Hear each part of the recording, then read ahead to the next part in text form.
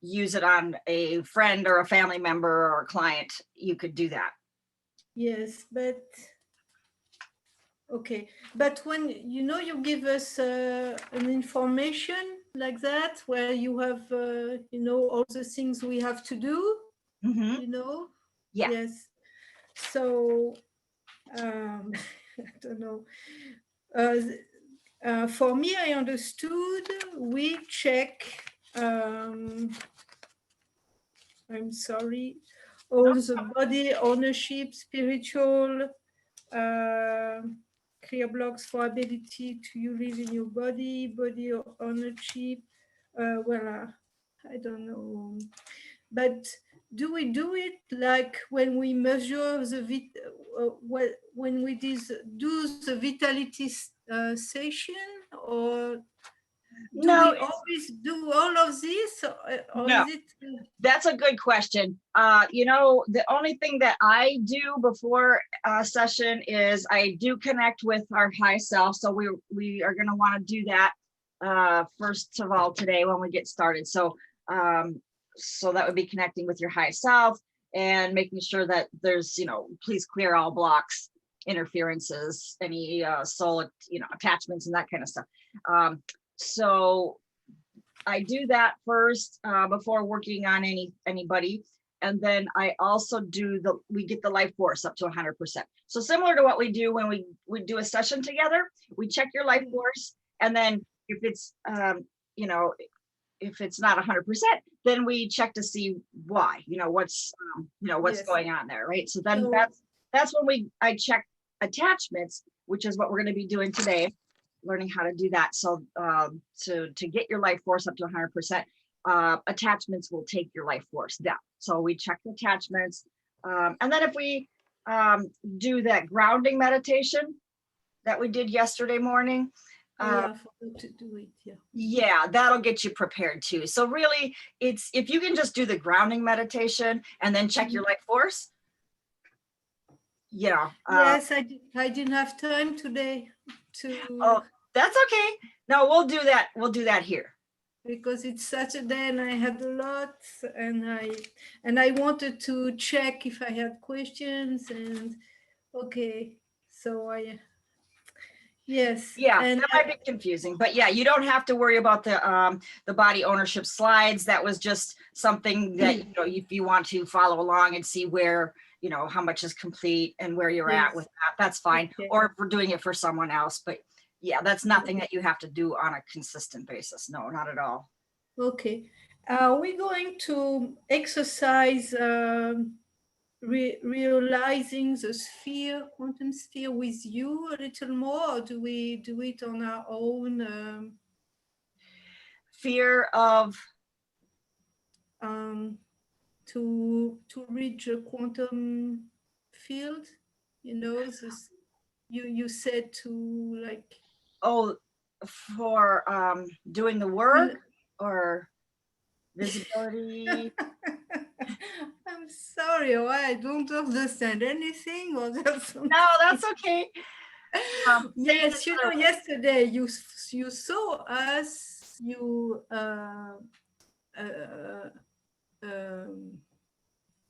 slide with a sphere. You explained to how we can create that quantum sphere ball, with our hands. Yes, to go inside the quantum field or make it appear. Do you understand? Okay. Well, yeah. So it's kind of just moving the energy. Yeah. Mm-hmm. Yes. Yes. So are we going to do it with exercise more about this? Yes. Because this we'll is talk what a lot more. Yes. Yes, and we'll talk a lot more about that today. In different ways. Yes, because I've got more charts for you. So we're going to explain the hand movements and so forth. Yeah. Yeah. We'll go over that more. Okay. Yeah.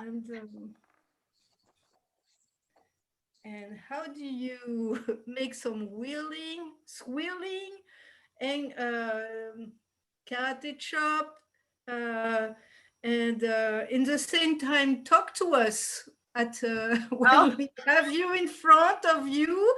You do like, you send us today a chart for entities. yeah.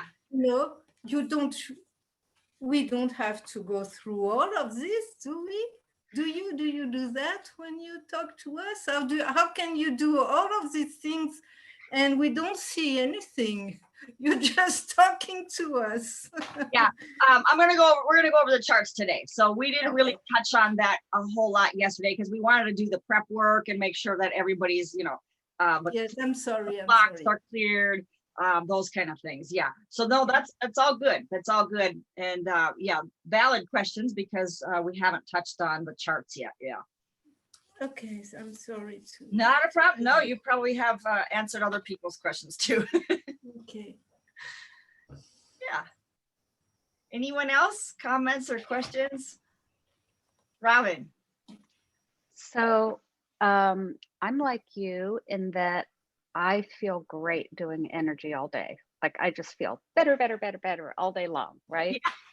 And boy, I tell you, after the class, I don't know if anybody else experienced this, but I was knackered. I was actually shocked. And I had 4 things in the afternoon, and I literally felt like I was almost like slogging. I haven't like I don't think I've ever felt that before. And I was like clearing myself. Okay, am I grounded? I'm grounded. So was it just, and sometimes my clients say that, right? So is it just because there was so much energy moving, or what's your perception of that?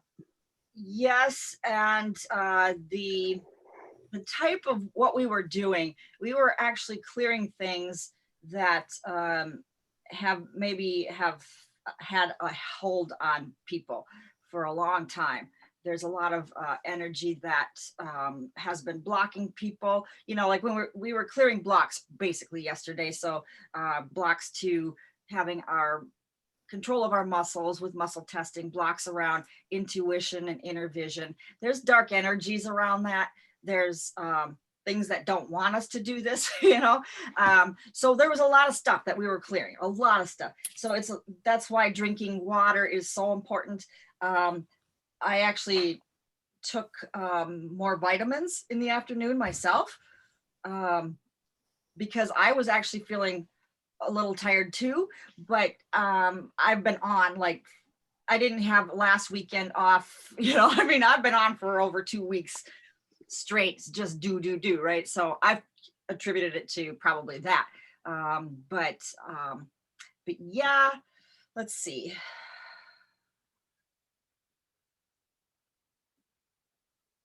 Yeah, that plus the fact that besides this class, the comments that I've had from a lot of clients over this past week has been similar, with people saying, I'm just exhausted the last few days. I don't know what it is. So now we are in the spring equinox. Things have really shifted with that energy too. And I know I've been feeling a little bit that way for the last week or so. Yeah, I don't think it's that for me. I mean, I like always feel energized. I think it's probably clearing from the class, but I actually noticed, I took your class where we had 4 sessions, the group sessions, but then in our personal session, I felt this kind of tiredness as well. And actually, that's one of the reasons I wanted to do it, because I felt like something real happened, you know. But I was just curious if other people felt that. It was pretty dramatic. Your body needs a rest. Yeah, Is I've what been they going for say. months. Yeah, so it's to integrate everything. It's like, wait a second, let me just rest and just integrate this stuff, right? So there's just so much that we were clearing out that your body just like, well, I need time, I need a little time with this. We're shifting a lot of stuff right here. And, it's like anything when when a person's ill, for example, the body needs rest to be able to recover. So it's the rejuvenation period to letting the body, and I got that message too myself. It's like, I was gonna go do my nails. I'm thinking it still didn't make the top priority list yesterday afternoon because no, my body told me no, take a rest, take a break. So that's what I did too. Okay, thank you. Yeah, but good question. Anybody else feel the same way or have a comment about that, or have a clue? I felt tired also, but I don't have a clue. Oh, no clue for Gail. Okay. No, I'm the same. I felt tired all day yesterday, and I hate to say it, and I apologize to everybody here, but feeling angry this morning, and I don't know why. Oh. And so I apologize for that. Okay.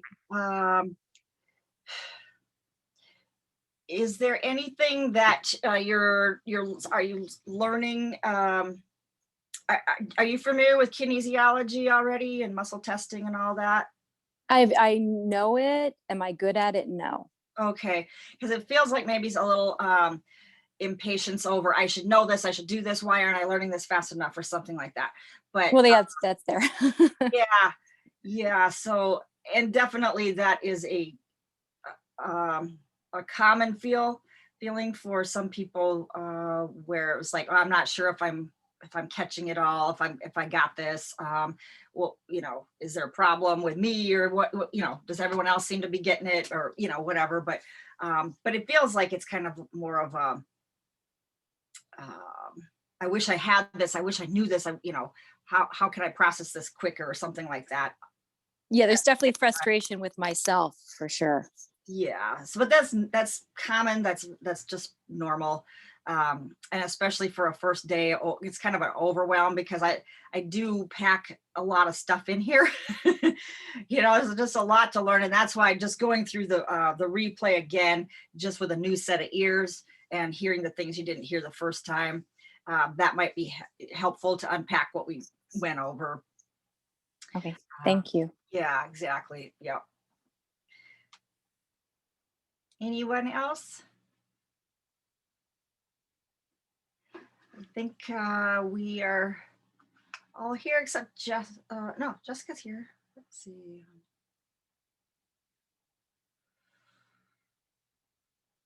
We're missing one person. Violet,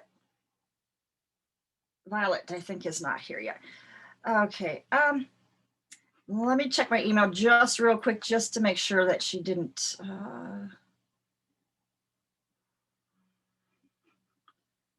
Get somebody buzzing me. Let's see. That might be her. Okay, so I've got to send her the link. Sorry about that. All right. What we're gonna do first, if you want to open up, well, I think we should do the grounding meditation first, actually, to be able to get ready for today too. So hold on just a second. Let's go back to Marlene, if we do that grounding meditation every day, we would stay clear of entities, or it'd be a good, better chance of it. Yes. But the point is, if we're running old energies from past lives or this life, if we're running those energies, we're attracting those lower, those entities of lower vibration, because we're running an energy that attracts them. So always staying in our highest vibration, highest alignment, being aware of our thoughts and feelings will also help us. Absolutely. And that's what we're going to go over this afternoon when we talk about entities, because it's the whatever resonates on that same frequency as they are, right? So, and that is the lower frequency emotions. So feelings are different from emotions. So we're going to start with emotions today. So you're going to find out that, when you're in feeling like love, joy, all those beautiful feelings, those are different. That'll increase your frequency. Whereas anger, frustration, Diane, I know I get that way too. I get kind of impatient when I'm learning something new. It's like, I should have this. I should have this. Why isn't it clicking? But yeah, those are the ones that will be on that same resonance with those entities. Okay, so I just texted her and emailed her. Okay. All right, so yeah, let's just start with a meditation first off and get ourselves grounded here. So if you want to go ahead and let's pretend that we're sitting on a lawn chair or a beautiful chair in our backyard. We might be on our patio. We've got this beautiful lawn and our bare feet are on the grass here in the lawn, and we're just kind of soaking up the sunshine, getting some rays and some beautiful nice little breeze comes by. There's a chirping of those little birds in the background. Got a little hummingbird just buzzing around. And you might have your cat out there with you, or your dog, soaking up the energy with you. And we're going to bring the energy up from the bottoms of our feet. We're going to bring the electrons up through the soles, up the receptor sites of our bottoms of our feet. So let's just bring some of that energy up as we take in a big, deep breath. In through the nose and out through the mouth. In through the nose again. And out through the mouth. In one more time. And out.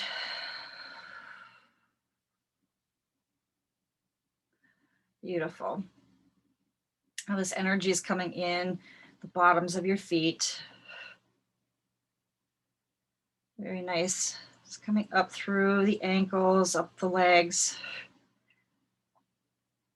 up into the hips area.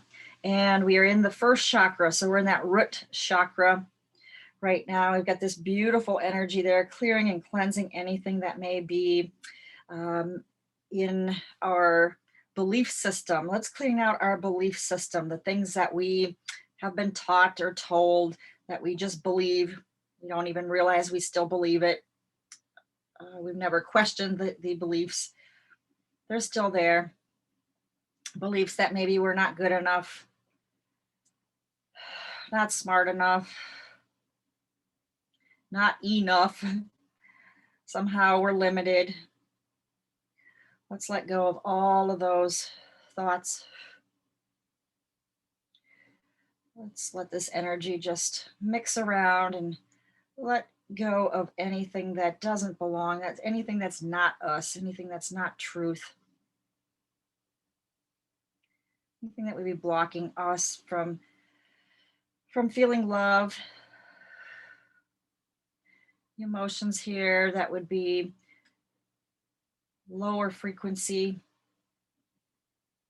Anything that your family's told you that you're still hanging on to. Anything your sister said, anything that your brother told you that wasn't true. Let's just let all that go and send it all down a grounding rod that we are connecting now to the center of the earth, into that crystalline grid. We are secured to this center of the earth, letting all this root chakra energy that is dense, dark, sticky, let that all go down that grounding rod now into the center of the earth to be transformed and transmuted. Very nice. Let's bring up some more beautiful healing earth energy at the bottom of our feet, moving up the legs, up the hips, up through the root, and now into the sacral center. This is our beautiful creative healing center. Bahara, just the belly, where we create everything from. Let's just let this energy just mix around in here, cleaning and clearing everything we've got going on. All the healing projects, everything in there that we've learned yesterday that's just hasn't hasn't landed yet. Let's just kind of let everything get cleaned up, cleared up, bring some clarity in here. Very nice.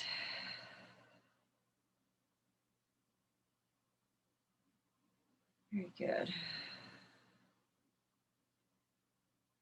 All right, so let's let this energy now send it down through that grounding rod into the center of the earth to be transformed and transmuted. Let's bring up some more beautiful healing earth energy up the bottoms of our feet, coming up the legs, up through the root, the sacral, and now we're in the solar plexus, where all of our organs, most all of our organs are located. And here we're going to find those adrenal glands. They're sitting on top of the kidneys.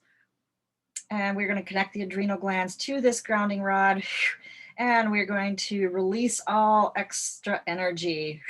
Just kind of like, you can just like turn them on, like pushing little buttons.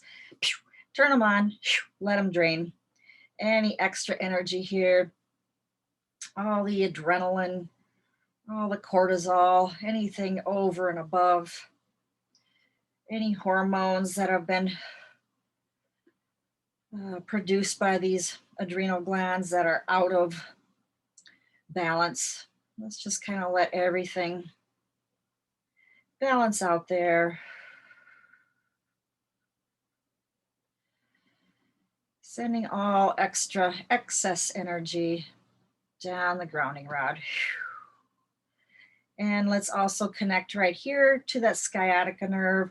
Let's connect that in to the grounding rod and push the button there and just let all extra energy, all this nervous energy that you might have, let's let that just drain out of the nervous system. So get back to our calm and peace. Hearing the little birds twitter in the background.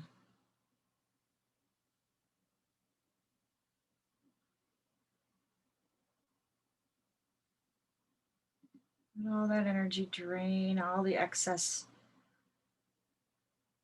nervous energy, anxiety energy, let it all go.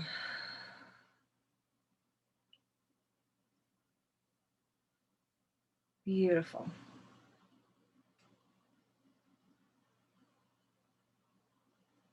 Very good. All right, let's let all this energy now go down the grounding rod into the center of the earth to be transformed and transmuted.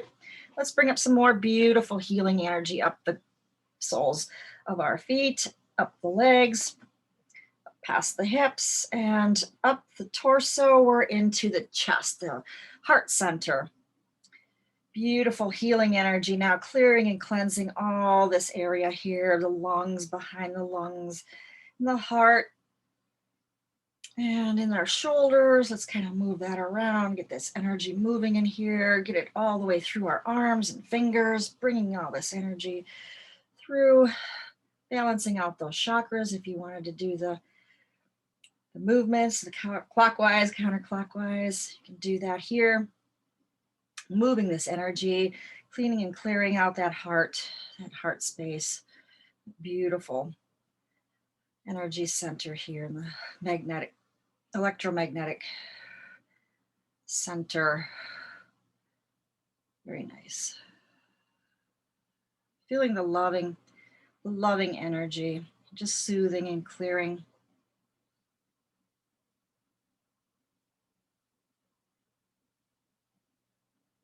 It's like a loving parent just kind of tapping the little baby on the back as it holds it on its shoulder. That kind of energy.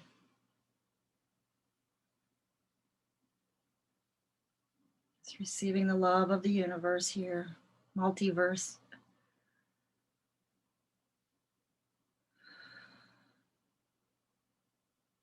Very nice.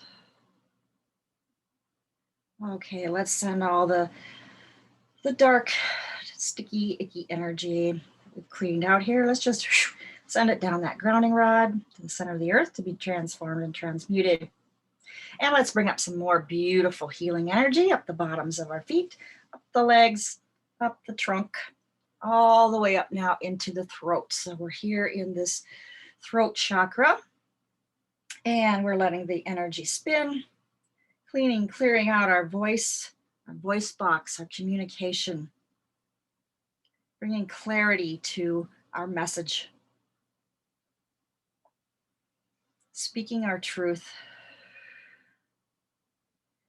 cleaning up that thyroid gland, the parathyroid, the esophagus, the windpipe, trachea. Any times that we may have been in a past life hung or beheaded, let's clear that energy right now. It happens, it has happened. Not maybe to all of us, no. But if it has, let's let all that ishy, sticky energy, let's just let that go. Clearing any imprints, anybody's hands around your neck, any shackles around your neck, any slavery. Let's let that energy just clear out. All right, very good. Let's send all this dirty, stuck energy down that grounding rod into the center of the earth to be transformed and transmuted. Very nice. Let's bring up some more beautiful healing earth energy up the bottoms of our feet, all the way up the legs, up through the torso, up through the head, and now we are into the third eye, the brow chakra. Bringing our energy and our attention here. This is our imaginative center, our Imagineering department, our headquarters. So going inside the doorway of your little headquarters, into this beautiful, spacious room that you have decorated and designed any way you choose to be very comfortable. You might have a very nice, cushy chase lounge, some very soft pillows, a little furry rug, some silk drapes maybe just blowing in the little breeze coming through there. And from here we can see everywhere. We can see in 360 degrees, forwards, backwards, up, down. We can see everywhere. We can see everything. We can just observe from here. We can get out of the stories. We can get out of the dramas, the traumas. Come up here and in our own little space and observe. Sweeping out anything out the door here that doesn't belong. Vacuuming up the little dust, any little dirt that shouldn't be there in the corners. You can just vacuum it up, suck it up, and just send it down the grounding rod to be transformed and transmuted.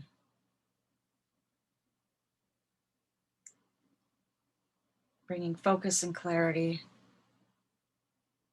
intuition, insight, and imagination. That beautiful pineal gland that is clear of calcium. It's ready and set to go. Very nice. Okay, let's bring up some more of that beautiful healing earth energy up the bottoms of our feet, coming up the legs, coming up the torso, through the head, and into the crown chakra. This beautiful column of light that is connecting us to Source, to God, to the multiverse. A beautiful connection right now, clear and clean, sparkling, moving in a balance.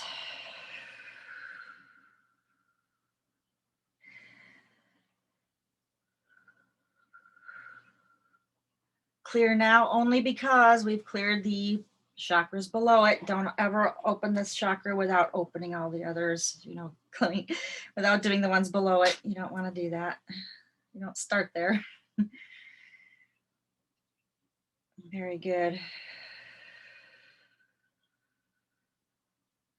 Bringing in wisdom, tapping into those, their intelligence that you have wanted to communicate with. Anyone who's already passed, anybody who has wonderful information that you would like to download, you can get that information here. You can channel, you can speak with relatives, people on the other side,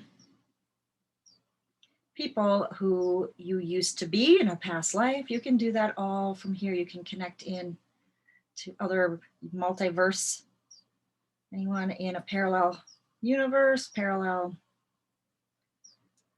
you in a parallel life, maybe. Connect here and get your information.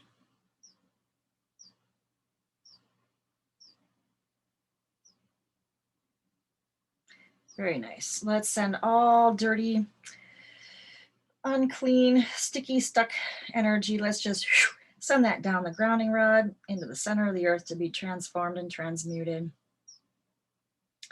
Very good. Totally grounded and connected here to source. We're bringing now a big golden healing ball straight from God, straight down through the multiverses, all the energies, and is finally found its way to you. Here it is. It's coming in the crown. It's coming down and cleaning and clearing that brow chakra. It's in your jaw now.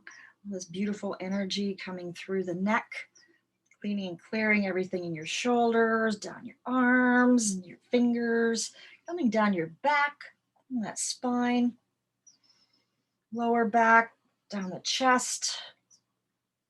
This beautiful golden ball of healing coming through, now into the belly, into the root chakra, coming down the hips, the thighs, the knees,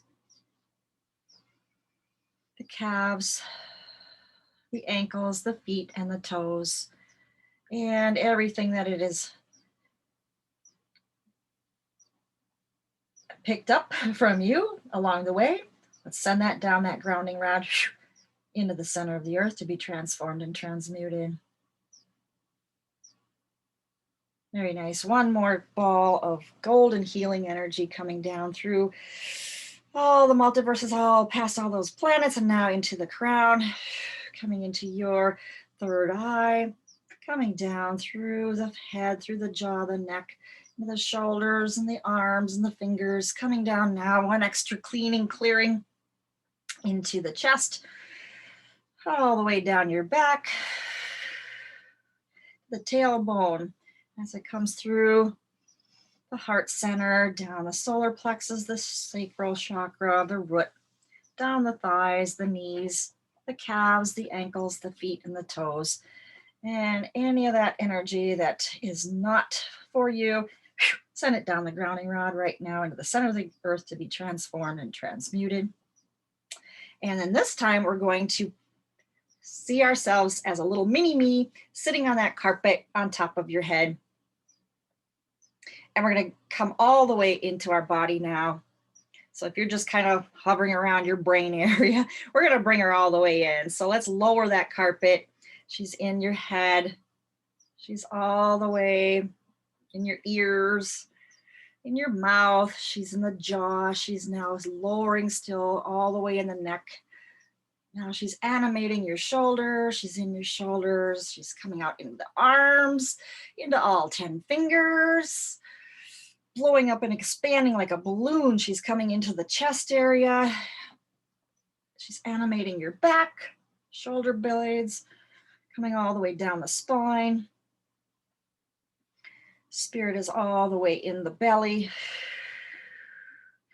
Coming down further, she's in the hips, lowering still all the way down the thighs, into the knees, down the calves, down the feet, and all 10 toes. Spirit all the way inside your body now, just like this big balloon, just all blown up. You can feel every inch of yourself from the inside out. You can feel a little tingling going on, so you can actually feel what your little toe feels like. You can feel what your knee is feeling right now. You can feel that left hip and any anger that may still be in there. Let it go.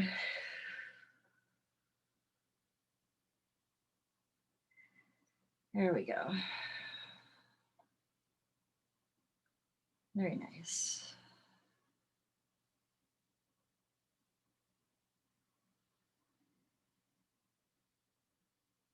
Very good. All right. And we can disconnect from that grounding rod. We're still going to be connected energetically.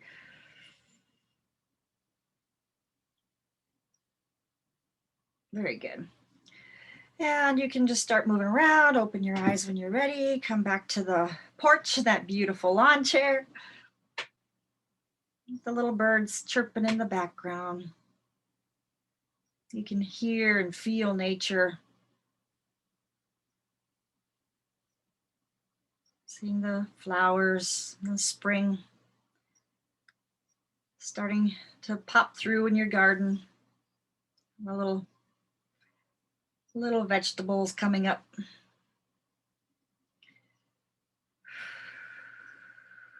Your little dog or your cat there by your side, all happy, all healed along with you.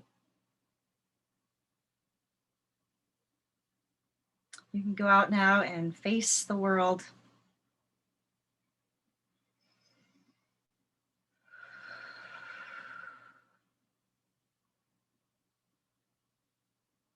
Standing, knowing where you stand, so others know where you stand. No longer shouldering anyone else's responsibilities. Responsive, but not responsible. Getting other people off our back, off our shoulders. No longer buckling at the knees from that responsibility. Letting it all go. This is your time. This is your day. This is your year. This is your millennia.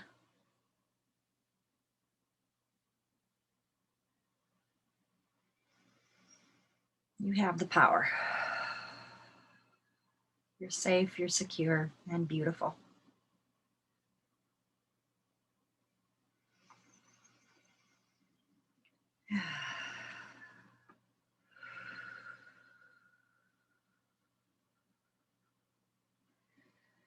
Blessings.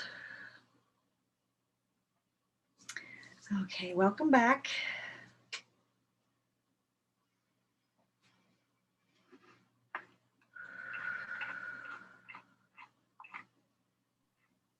Can I ask you a question? Yeah. So I know in the classes I've been with you, you always do that first. Do you always do that in your individual sessions? Always, always, always, or just if you hear that that's needed? Well, that would take up, if somebody only had a half-hour session with you, that would take up half of their session. And, sometimes people are like, they just have a conceived idea of what it is that they want to deal with on that session. So no, I don't, but I do intend it for them as part of the my preparation for them. But just yeah, like a quick intention. Yeah, the answer would be no because of timing. Okay. But I do have it recorded, obviously. So I think my web guy is working on getting a recording out to go into the confirmation emails that go out to remind people of their sessions. So I think that's what he's working on so that people can do it themselves beforehand. So yeah. Great idea. Yeah, Thank you.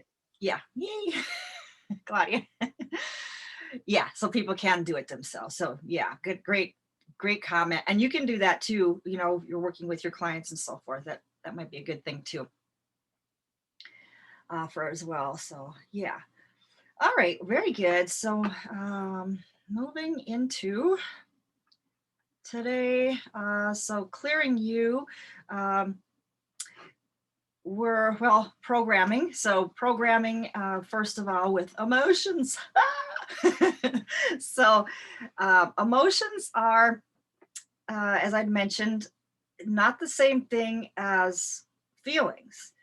So I did send an emotions chart, and I will share the screen on that here,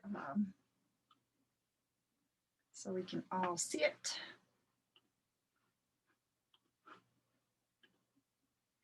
Here we go. So it's this one, emotions chart.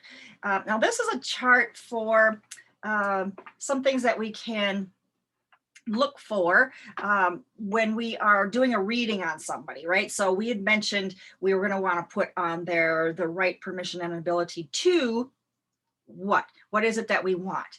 So it's to enjoy an optimal, you know, evenly balanced emotions. Let's just put it that way, right? And letting go of, you know, anger, hate, fear, whatever we want to put in there. And so whatever in the world could be possibly blocking that? Well, how about emotional thought forms? So if we're going to be clearing emotions, we're probably, you know, going to find there's emotional thought forms that we're going to want to clear, right? So these would be emotions that bring about negative experiences. And they can also be influenced by entity and interference as well. So entities can affect our thought, give us dark thoughts or thoughts that aren't our own. So they can also be affected here, but I would check, okay, is emotional thought forms one of the blocks here that I'm having? Yes. Okay, well then chart that on the chart, and then you're going to want to clear for it. And then that's the on the right column, it says basic swirl. That's where you're going to just do the basic swirl with your hand, and you can clear the emotional thought forms. You might want to be thinking about this for a good 17 seconds as you're intending that this is being lifted, that block is being let go. And I don't say removed, because removed means that, you know, it's like a recycle. You can redo it, repeat, right? So I'll never use, well, if I do, it's probably, you know, by an old habit, but I've trained myself now to say let go. So you might want to consider using those words instead. We don't want to anything and bring it back, right? So let's let it go. Another word is complete. You can be complete with something, or you can finish something. Those are three words that I'm aware of that don't, you know, bring something back. Recycle it. And then this column, the second to last column, permeations, portals, holographic inserts. These are anchors. So things that can be anchored in that you want to just check for. And we're going to go more into those when we get to the entities chart. So just for now, just know that those are things to check for. So if you've got emotional thought forms, great, put it on your list, and then check for these three things too. If you get a yes for one or any of them, put it on the list and then just move on. You can start clearing it with that basic movement. And then another one is the emotional brain programs. This is early programming in the brain, the amygdala memory center up here. So that is, if you've got a block there, you'll get a yes. Is that blocking me from whatever my desired statement is? If yes, then put it on your chart and then just clear for emotional brain programs. I sometimes abbreviate that as EBP. So just, you know, if you see that, that's emotional brain programs. So these are based on how you perceive the environment, you know, on the way that you were brought up. How were you, you know, loved and cared for, right, by your parents or whoever. That's where this starts in the brain, right? You know, so so we are working in the brain essentially here, but we are working in that amygdala area with brain programs. So then you're going to want to check for seeds or holographic inserts. If so, put them on your chart. And if you find that you have this, this is the karate chop. Okay, so this works a little bit more effectively. So it's just a regular, you know, chop, chop, chop, chop, chop, right? And it doesn't have to be wild or anything. It's that chop where you can still feel the energy there as you're moving. So it's that. Then there's the astral body. So this is the field of body collecting information from circumstances and the environment as well as from others. So that can affect you or influence emotions. So check to see if that's a yes, then you can put that on your chart. You're also going to want to check for these portals, holographic inserts, auditory scions. Those are anchors, which we have an anchor chart I'll show you later, but if you find it, just put it on there. And then this is just the basic movement, okay? And then also you can check for these areas for an emotional influence. You can check the emotional body in the aura.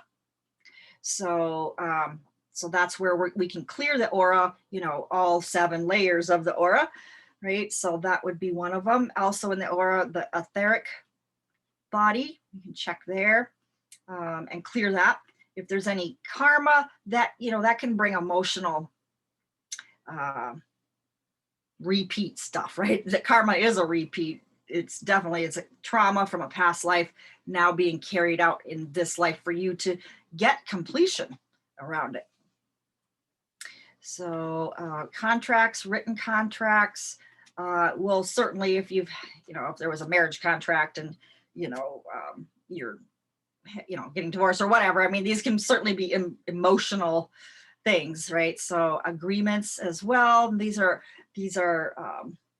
oral or spoken agreements, things that you say with somebody else. Cords. So this could be if somebody's cording into you. We spoke about that yesterday. You can actually get their energy. So whatever emotions they've got going, you can actually start experiencing that. So you want to check your body for cords. Does anyone have a cord here? Let's see. Now let me go.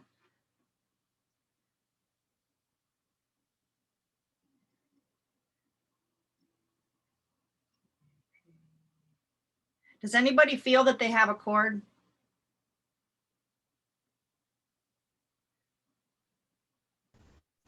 You know, Marlene, sometimes I just think that I do. Like, I just feel like I just take on other people's energy so quickly. Mm-hmm. Yeah, so sometimes people are empathic and they do, but this is a good thing to look for. Okay, so if you feel that you have a cord, Pretty, where would you feel it on your body?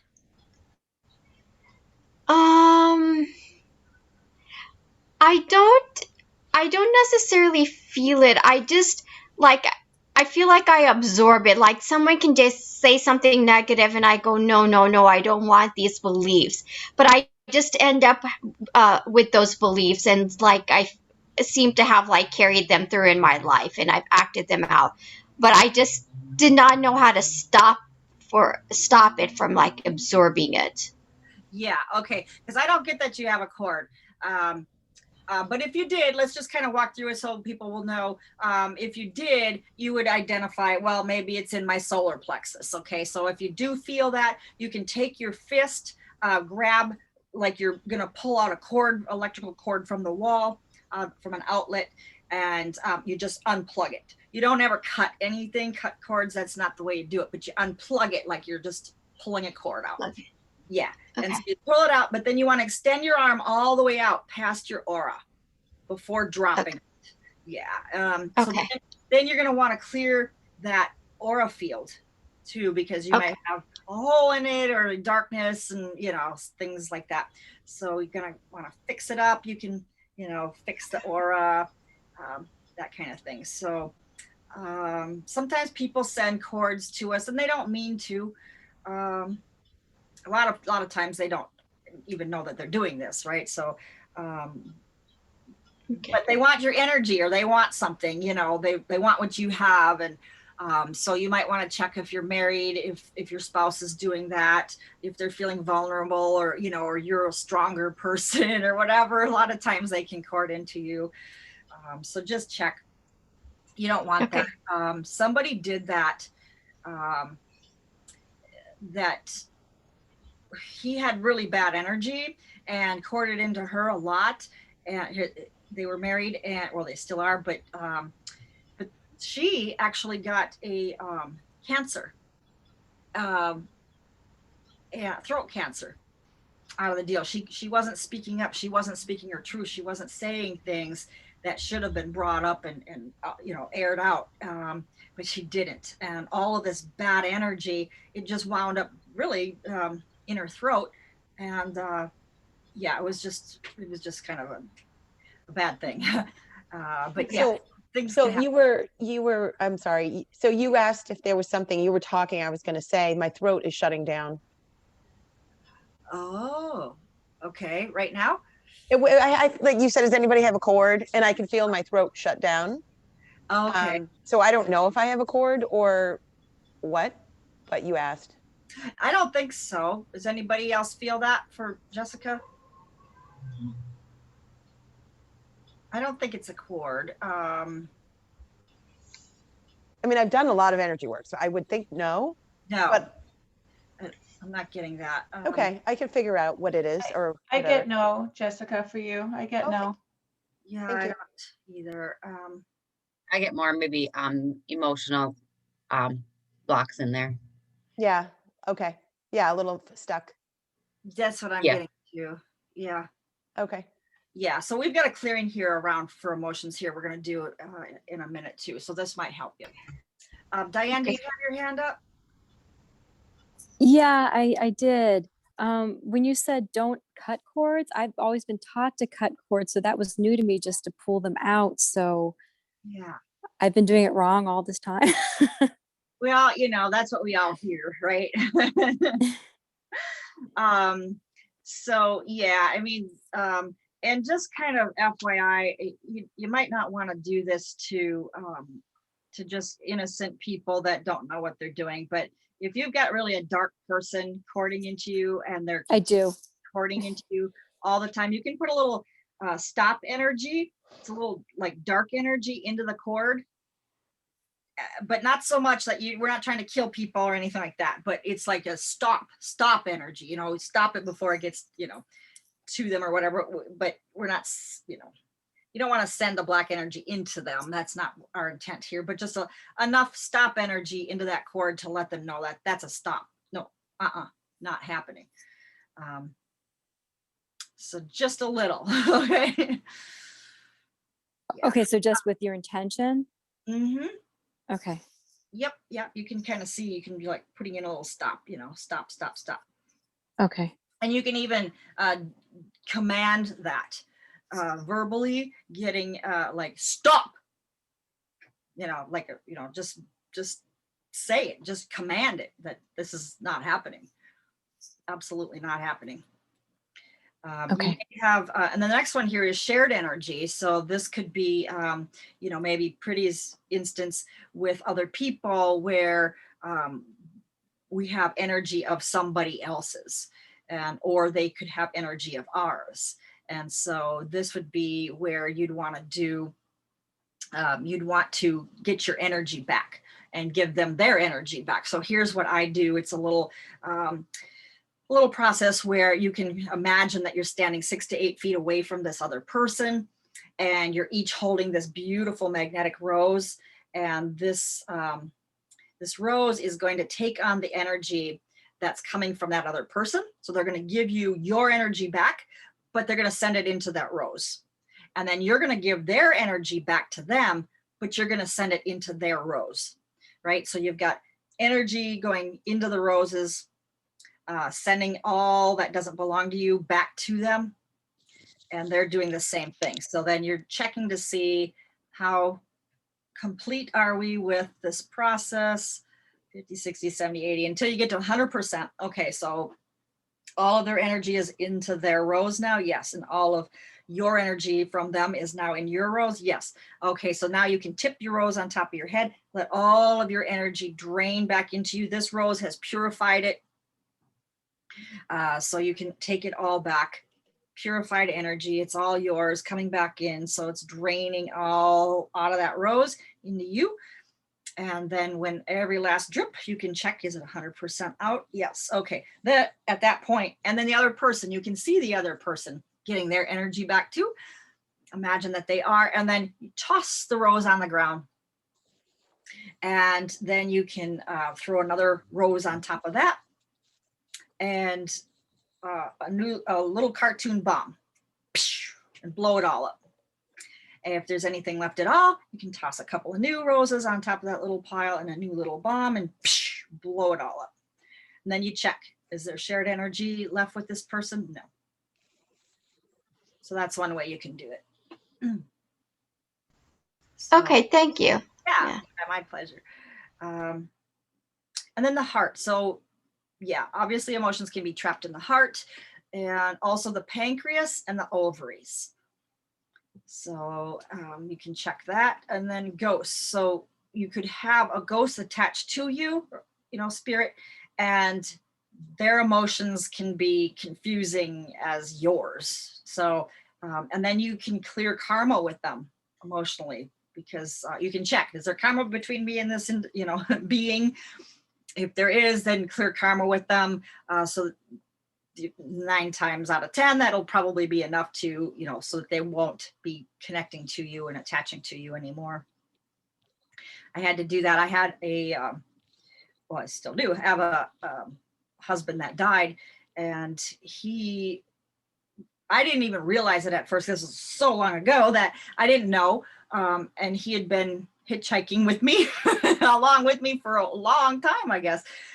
So yeah, so I had to clear karma with him, and he does not ride along with me anymore, but he did. So cycles is another area. This is things that come back in a pattern, right? So maybe you're depressed every Christmas or something like that, you know.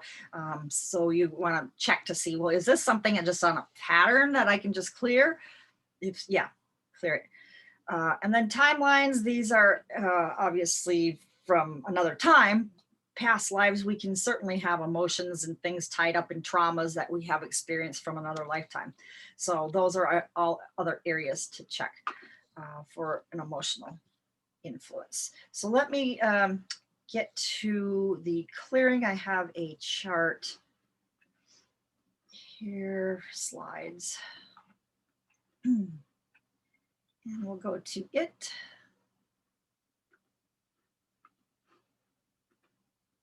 Here we are. Your emotional power. Okay, so we've done all that. Yes, yes, yes. Let go what doesn't belong. Okay, so muscle testing, clearing. Okay, this was already part of, wait a second, is this the one? Okay. All right, so we've already done that. Okay, that's the muscle testing, clearing that we did yesterday. So this is where I wanted to start here. Your emotional body power. Emotion is simply energy. You can feel the energy in the room, tenseness, anger, or happiness.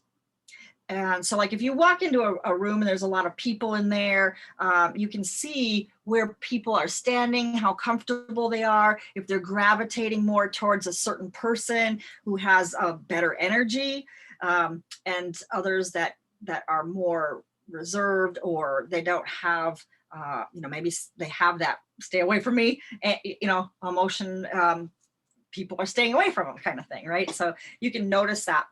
Some emotions may not even be ours. Most people now have some empathic abilities, and we could be experiencing depression, for example, when it may be someone else's energy. This causes some people to self-medicate or develop a substance abuse to avoid overwhelming emotions that they cannot process. Emotions aren't scary when you understand what they are and what is causing them. They are a direct reflection of yours or others' energy. So you can become wrapped up in other people's stuff. So perhaps someone at work was angry, and now you're at home and you're defensive with your spouse. So this is how most fights begin. You know, they revolve around messy energy and assumptions passed between unsuspecting people. So when one person assumes something based on an emotion that they get, and then the situation spirals out of control or out of a belief, okay? And those beliefs can cause emotions. And so those beliefs, they might not even be real. And then they attach an emotion to it, and then they're flinging it at somebody else, usually, you know, who's the closest to them. And yeah, it's based on nothing. It's based on not reality, okay? So your power orb, okay, so this is you. It's your energy field. It allows you to see and feel what is going on in your world at all levels at any moment. So you could be in this power orb, right? So you could be in there, in that little space in your headquarters. That can be inside your orb. So you're protected inside, watched over by your, well, we don't really have guides at this point. We have our high self, okay? So see beautiful light pouring into yours and feel joy. So getting into your power orb, it is for my highest and best good and in my alignment with my real self and true soul's mission to be attuned. I now ask for my higher self to allow this activation to the protection orb and the energies used in it. Thank you. So now that you're in your orb, you can feel letting go of low vibe emotions from your emotional level. So getting rid of any that aren't yours, so you are happy, pure, bright, and clean again. So you can use your power orb to clear all these and more. It takes awareness and intention. So allow any of the emotions that resonate with you to color the flecks in your orb. So you can see little colors in there, see them, feel them, see the white light of source shining down to eliminate the emotions that you desire to let go of, and then just zapping and clearing each one of them until your orb is clear and bright. So if you've got anger in there as a little red fleck, you just zap it, right? Get rid of it. So emotions are powerful, and when we ignore them, they can control us. And when we use our awareness of the energy of emotions, we can completely change our experiences in our life. So here's a clearing for emotions and to have feelings, right? So permission, right, and ability to optimally enjoy pure feelings, non-emotionally, to be grounded, safe, happy, joy, content, and loved, secure, and with loving attachments with a spouse, family, friends. So what could possibly be stopping that or blocking you from that? Well, these are the things that are on the list. So these are the clearings around blocks that could block that, right? So there may not be everything on the list, but these are the ones that you would want to check for. This one, again, we said we don't have to worry about. Bloodline, there's usually something in bloodline if you've got emotions, mother's line, right? So yeah, check that. That's the clan energy we were talking about, the family, if you're belonging to the family. These are some curses to check for, and we're going to get into that chart here momentarily with law of attraction. Soul contracts, you're going to check this, an imprinting of a parent, checking that. These are the group thought, and then more curses, black magic, speaking negatively about yourself, cycles, things coming in that pattern we were talking about, things on a timeline, another lifetime, contracts, agreements. You're gonna check for karma and trauma. They are, you know, trauma causes karma, but you want to check for both of them. Shared energy, this is on there twice for some reason, chords and atheist thought forms that you don't believe that you have that ability. And then continued here, you have the control energy, programs in your DNA. You can count if you want to see how many programs that would be, and then clear them just by using, this is all just by using the regular basic swirl that we're going to intend. And then there's the survival or emotional brain. So you could say, hey, is there anything in the emotional brain right now that needs to be cleared? Yeah, okay, just put that on your chart. Then you've got different aliens. So you could check for the different aliens, and we're going into that chart here momentarily, but just for now, if you get a yes, put it on your chart. And then the ghosts. So you're gonna want to do clear the DNA because they can splice into your DNA. But we're going to get to that on that chart too. So the dark stuff here, and we'll go into that on that other chart. But if you find it, put it on your reading. So then words that affect your biology. So it's considered black magic if you use the words in this first column. These are the low vibrational type emotions that will bring your frequency down. And they Mildly disenchanted. mildly disenchanted. I'm not angry. I'm just mildly disenchanted right now. That's great. Well, if you get a better one, let me know. I'm sorry. I had to chime in on that one. No, that's okay. Yeah, absolutely. So I have a quick question before. So I printed up everything, but I don't see this in what I printed.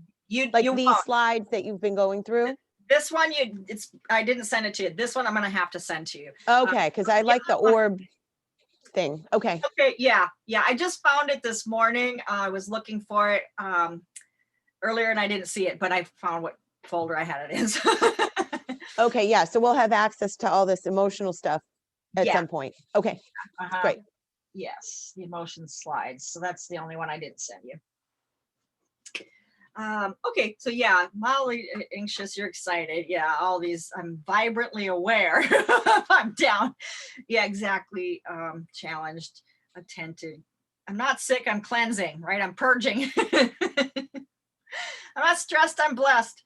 So yeah, or choose something that's more empowering, right? Because as we said yesterday, as my friend Sherry and Shara says, wordology is your biology. So what you say can make or break your day.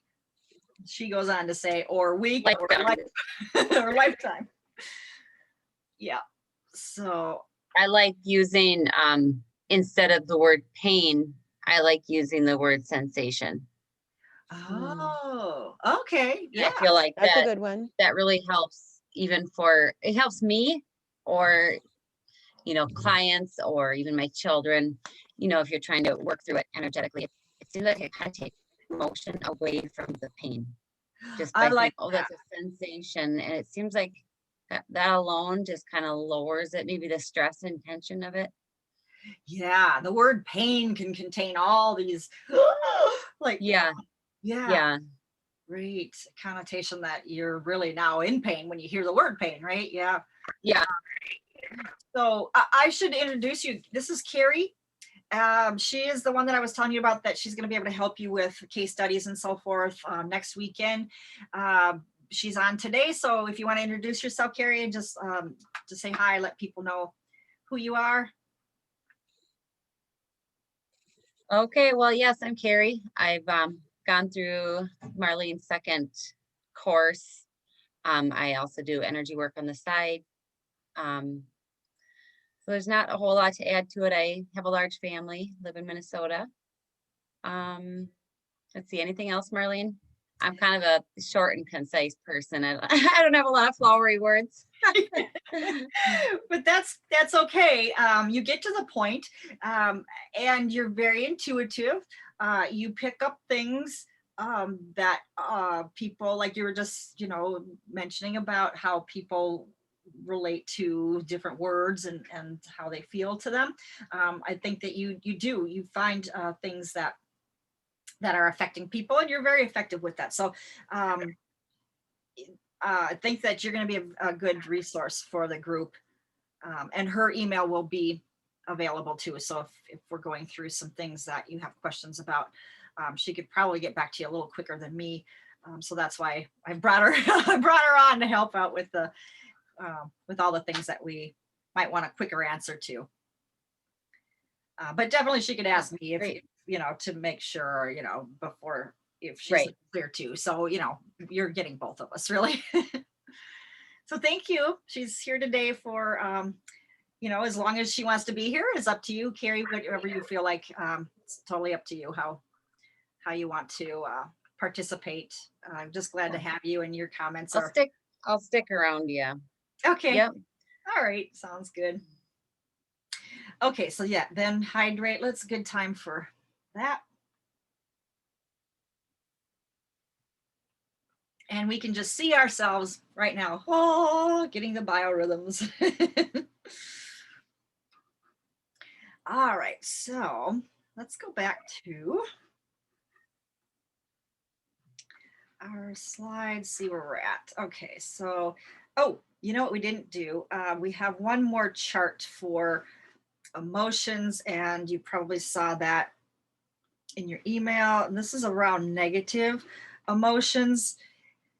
And it's really a long list, 2 pages. Well, one, I guess, got bumped over the last page.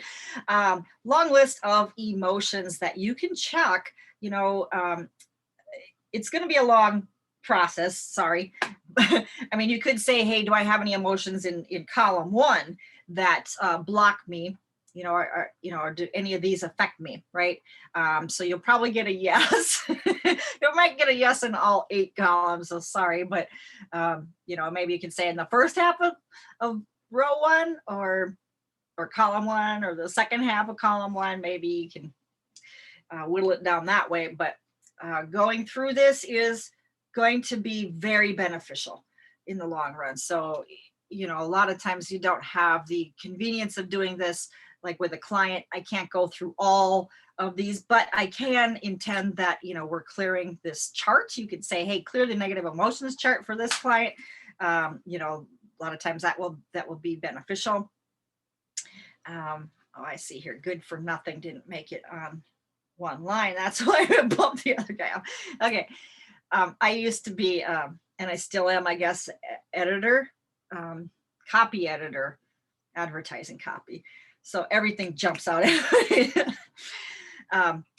still to this day.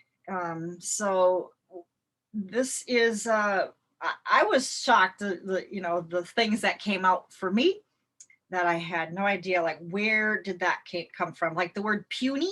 I'm like, I had puny? I remember being small, and I've been called mouse and different things like that before, but puny was in there. So okay, I gotta get rid of that. I don't want to be walking around like with puny, you know, advertising, and who knows how much of this stuff is actually being broadcast out to the world, out to the public. You know, irritable. Well, I don't feel irritable right now, but maybe irritable is still coming through, or, you know, who knows, right? So this would be a great exercise to take in parts. You know, you might want to just take a weekend and do 1 or 2 columns and something like that, and come back to it. You can have a list of to-dos, right? So here are my active clearings, what I'm doing. I want to get this negative emotions chart done. So I'm going to put it on, you know, Saturday, and then I'm going to put it on next week or something like that, right? Until you get them all done. I might want to do a full something other kind of clearing. You can put that on your list so that you have a chart or something of what you're working on currently. I've got something, it's big, it's huge. It's a spreadsheet because I've got a lot of things I'm working on. So not just myself, but I have, then I've got, you know, I've got my family, and then I've got all my clients, right? So whatever programs I'm doing and so forth. So you might find that you have a spreadsheet, and you can put things on there that you're currently working on, and where you are, you know, I've completed column 2 and so forth. So definitely recommend getting to the bottom of all those, clearing this stuff out. Now let's go into thoughts and perceiving. So this was a chart that I sent this morning. And this is some of the things we already talked about, right? So group mind or group thought, and then group thought virus. These are here. So group mind is something that, you know, you can check for thoughts that a group share that may not be truth, but that the group agrees that it is fact, right? So it is a fact to that group, and you can buy into that. You choose to just belong to that group, then you're part of that group mind. Also is a group mind virus, which is similar, but this is they may not be truth, but they also cause harm So the group thought that might not cause any harm just because you all decide that you all want to wear the same thing or whatever. Well, whatever, you all agree that that's the thing to do. Fine. But if it's not causing anybody harm, that's all, that's a little different. But this is more something that you're going to want to get rid of these harmful ones. And then of course this column here, the third column over, these are the seeds or anchors, or the things that they can leave actually. So you're going to want to check for these things too. And if you find them, then just put them on your chart and clear them. And how do you clear them? Well, here's another one that I haven't talked about yet. This is, well, no, we did, shooting dice. So it's like you've got dice in your hand, you're just shooting dice. So you're just kind of shooting out like that. But you're also feeling that groove as you're doing it. So it's not like you're just, at Vegas or something, but it's, if you get that in your head, how that looks, it's more of a subtle shooting at something like that, right? Kind of the palm is more upwards if you want to look at it that way.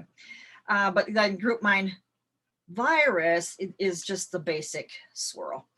And then curses is on here. So this is in your perception. So these things are how we perceive things. And so whether they are real, truth, or whatever, if we're perceiving it, we believe it, we think it's true, right? So curses, these are thoughts that you have negatively towards another person. So they can be spoken or in thought, but you're sending out curses to somebody. So there's anchors here you want to check for, and this is just the basic swirl. So if curses does come up, then put it on your chart. And then black magic thoughts. So these are thoughts that a person thinks about themselves that create a negative outcome. So if you're thinking that, I've got bad luck, this always happens to me, I'm just waiting for the other shoe to drop, those kinds of thoughts, then you're creating black magic. That's what that is. And what that means is that what you're thinking of can come to you, right? You're sending it out there. Anything that you're sending, thought is word, right? And similar, and it's gonna, can come back to you. So we've got another chart here on that law of attraction we're going to go through next, and then we'll you'll get more of an idea what that can mean. And then you're checking for the anchors, and then that's just the basic hand movement that you can clear that out with. And then if you have on your chart, well, what could possibly be blocking my attention here? If trauma comes up, you're going through this chart saying, well, is trauma one? Yep, put it on your list. That would be thoughts around unresolved trauma from this life and from past lives. So it can be from both. And so you might think that could probably come up a lot, which it does. Because if not this life, we've always, we do have had trauma if we're, I guess, alive. And then certainly from past lives too. And then these are the things that can attract from that. And then that's the shooting dice, kind of the palm up in a way. And then non-belief thought forms. So the belief that you cannot heal or change. So that is that you believe you don't have that spark that God gave us, right? Or we don't have the power somehow. And so it's not that you're a non-believer of God, it's a non-believer that you have the God spark, that you have that power given to us. And then you check for these implants or holographic inserts. And then this one is that karate chop to clear it until you get to 100%. So this one is thoughts. The next one I'm going to do is, and you were sent this one this morning too. It's the law of attraction and distraction. So this Darlene, can I ask a question? Yeah, go ahead. Does it matter if we understand what implants, mechanisms, permeations, or inserts, like all that stuff is? Does it matter that we understand what that is or not, or just that's going to check for it? Yeah, it'll be on the entities chart. So oh, we'll okay. put a description of it there. So any of the dark stuff, We'll get there. Okay, get there. Yeah, that'll be after what we're doing here. So and I think there are a couple other questions in the chat if you want to do. I think Diane's asking if we clear the negative motions with the only with the basic swirl, and Judy wanted to know if we were going to be given an emotional clearing chart. Okay, yeah. So I think Judy, I think we answered that one already. So yes, I'm sending you the slides, and then you should have the ones that I just showed you.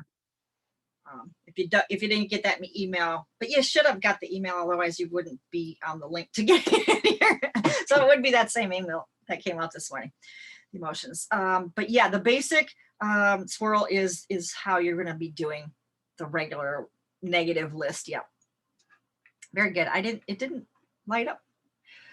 All right, so this is the law of attraction or distraction. It's a realm of where things come to us and or sent from us, essentially, right? So starting, and you may be able to see how that is once we get through here, but starting with bloodline, this is a program that you know, it's both related to the blood in your veins and also from your mother's family heritage and DNA. So it's spliced into the blood group programming in the blood. So it's regarding who I am when you're really faced with, you know, survival issues, I guess. So it's deep down, who are you? This is it. Okay, I'm reacting this way, or I'm being this way.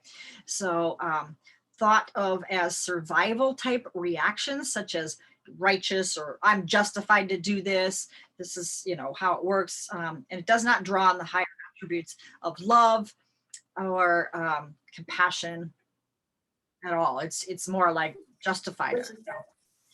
So okay, we've got a I just missed. There we go. Okay. So influence can go back 39 generations or more. So we've got a lot of bloodline to clear. If bloodline comes up for one of the things, just know that it can be a big one to clear, or not. You know, I'm not going to put that out there. It can be real small or short, right? But in the past, typically what I've found is that it has been a longer one to take to clear, but you can experience that and see what comes up for yourself. So this would come from those who held the power in the family. So it's your mother's family, but example, in a patriarchal family, it would have come from male leaders, or in a matriarchal family, the dominant females. So that's the bloodline we're referring to. But it is up through your mother's family's line. And then associated with these spiritual interferences and emotional anchors. So you can check for these items here. So if you get bloodline, put it on your chart, but then also go through this column and look to see, okay, did the reptoids, which is going to be on the entities list, have an impact on why the bloodline is coming up? If you get a yes, then just put that down. Same with these other 4 or these 4. And then mechanisms and wormholes, those are the anchors that they can leave. And then these are the emotions that resonate to, you know, things in the bloodline. So the bloodline can, if you have resentment, there was resentment somewhere in the bloodline.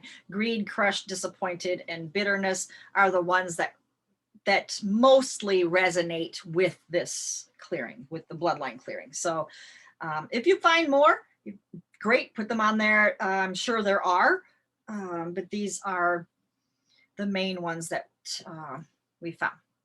So you can clear both ancestral lines. Yeah, is the mother's family just an example?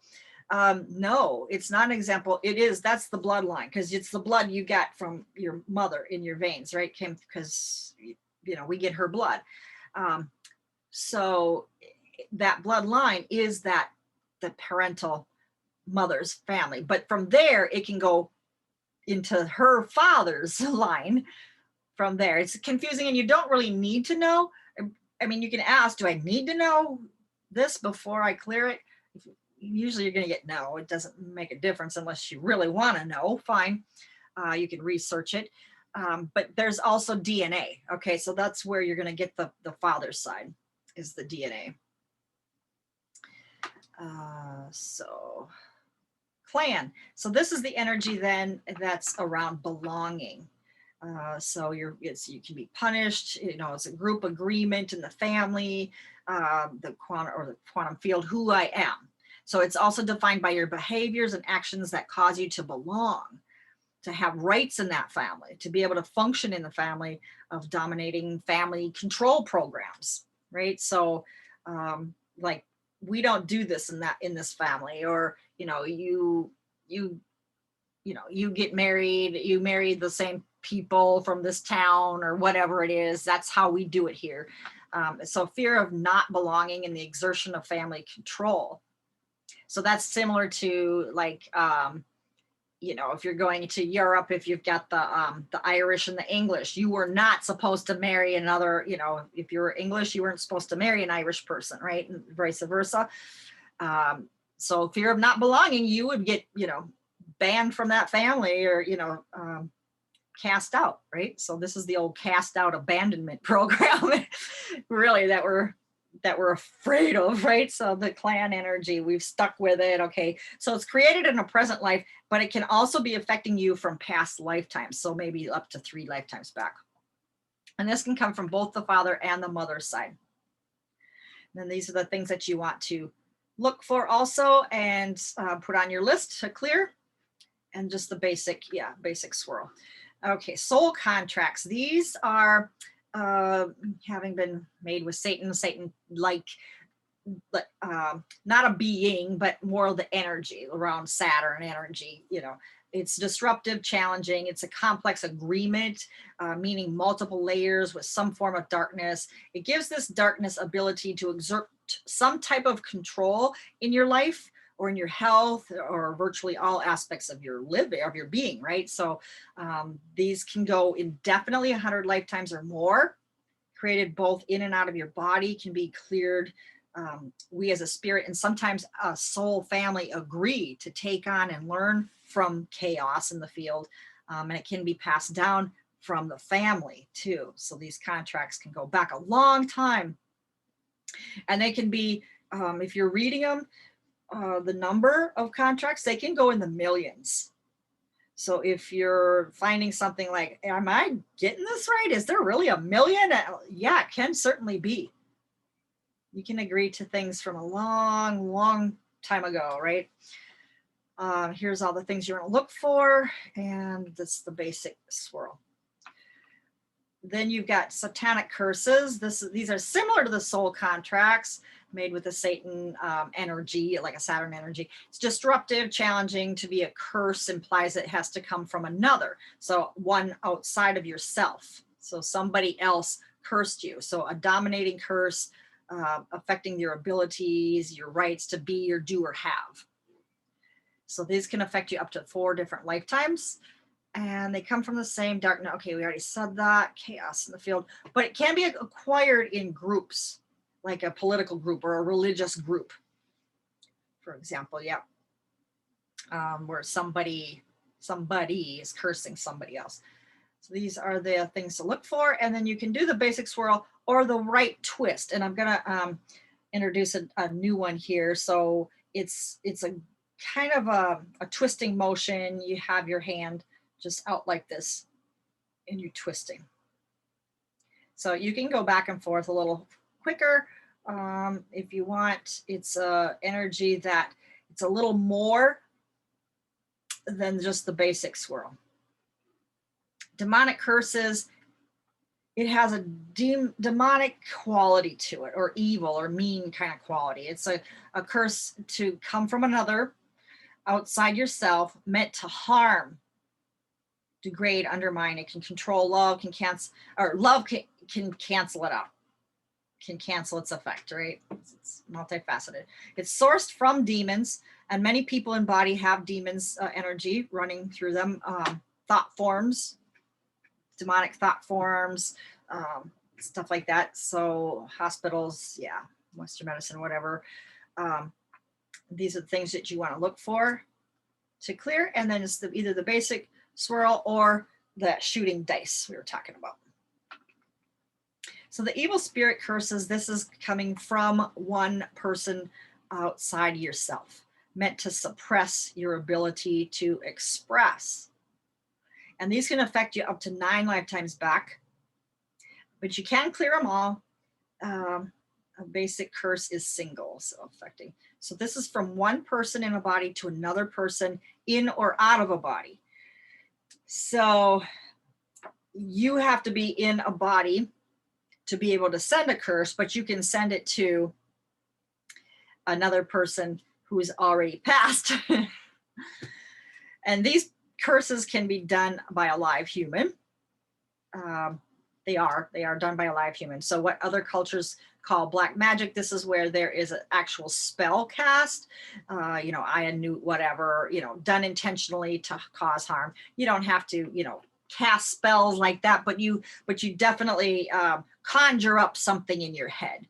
Like that person, how dare they wear the same outfit as me or whatever it is, you know, I'm going to make sure that, you know, something spills on them or something like that, you know, that kind of energy. So checking for these areas here, the basic swirl or the karate chop is a more powerful way if you need it. If it's not clearing fast enough, then, you know, you can go to the next. So karma here, this is an unresolved relationship issue from a past life coming around to get resolved, usually creating challenge or disharmony. So always a major event and a trauma, and it's always from a past life. This is created by you and another while in a body. So in a past life, you and another person created karma. So it's related to current life unresolved trauma, which is left unresolved or uncompleted, this should say, trauma. So if left unresolved, if that trauma is not completed in that one life, then it moves into karma in your next incarnation. And it can go on indefinitely until you complete this, you know, mutual completion by outer action or by the quantum clearing, what we're doing here. So outer action, yeah, so I mean, if you're aware of it, you can, you know, complete it with another person, but usually it doesn't usually happen that way. Most people aren't really aware of it. So you can just clear it this way, looking for all of these different things that are affecting it. Basic swirl or the double swirl. So that just means you're doing both hands. You can do it that way. Trauma. This is a traumatic event in this life. So anchored with emotions, can also be physical, and can also lead to karma in the next life. So that's what we were already saying about karma up here, is a trauma from the past. If it was not completed, then comes into karma in another incarnation, but this is the trauma we're talking about.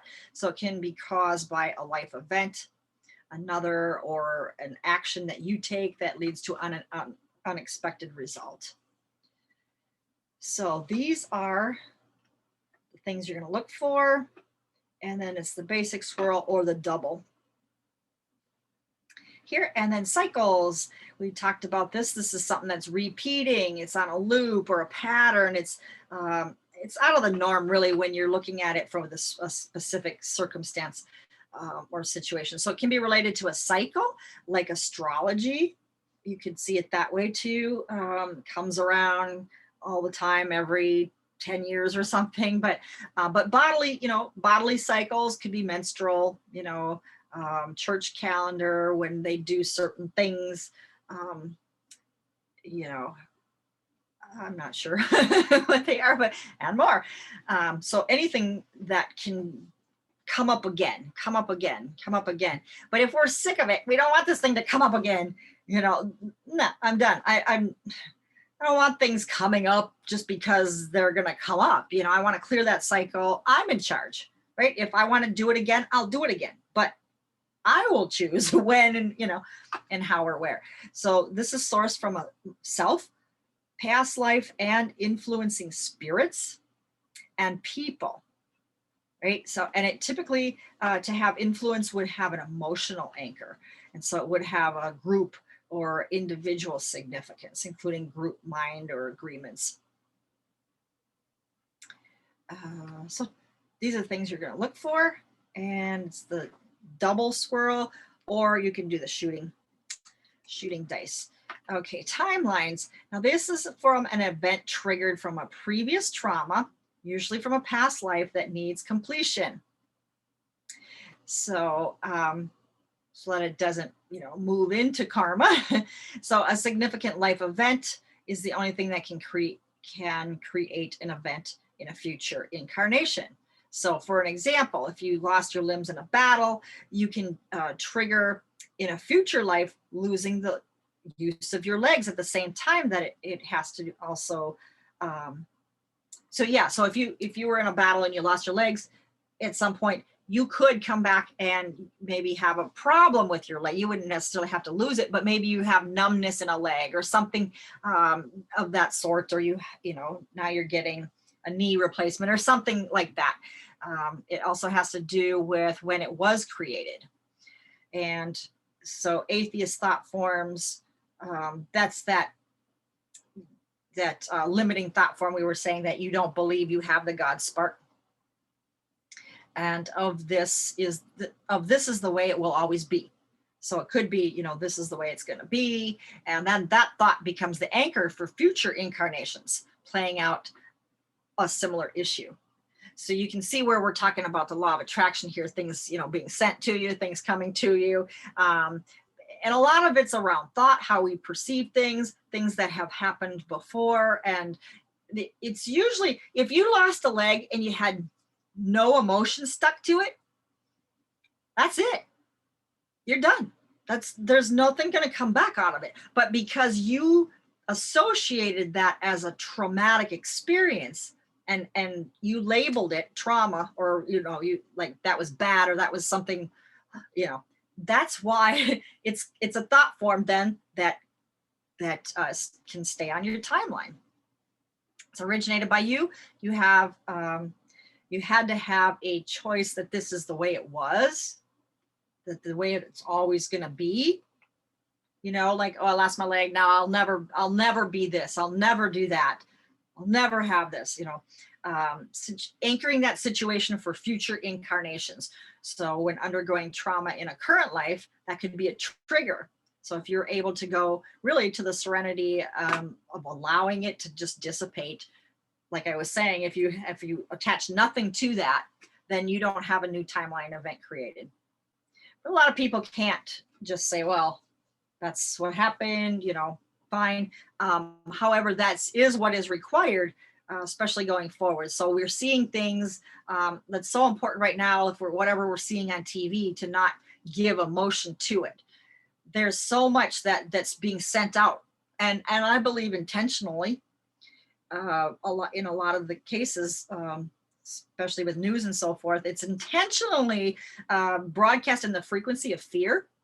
So just FYI, broadcast television is broadcast in the frequency of fear. So fear comes out at a low frequency of vibration, right? And the things that you're hearing, the things that they're saying, although there may be a little truth to it, most of it is an agenda that we're hearing about, somebody's agenda, what they want us to know or what they want us to feel, right? So we're getting all this stuff bombarded at us, and our emotions can just go wild, like, that's not fair, what's that, I don't want to do that, or whatever. But at that time, then our life force goes down, our frequency goes down, we could be in these low vibrational emotions, and then, entities can come in and take our life force, right? So it's a big cycle. And if you research into it, the way I've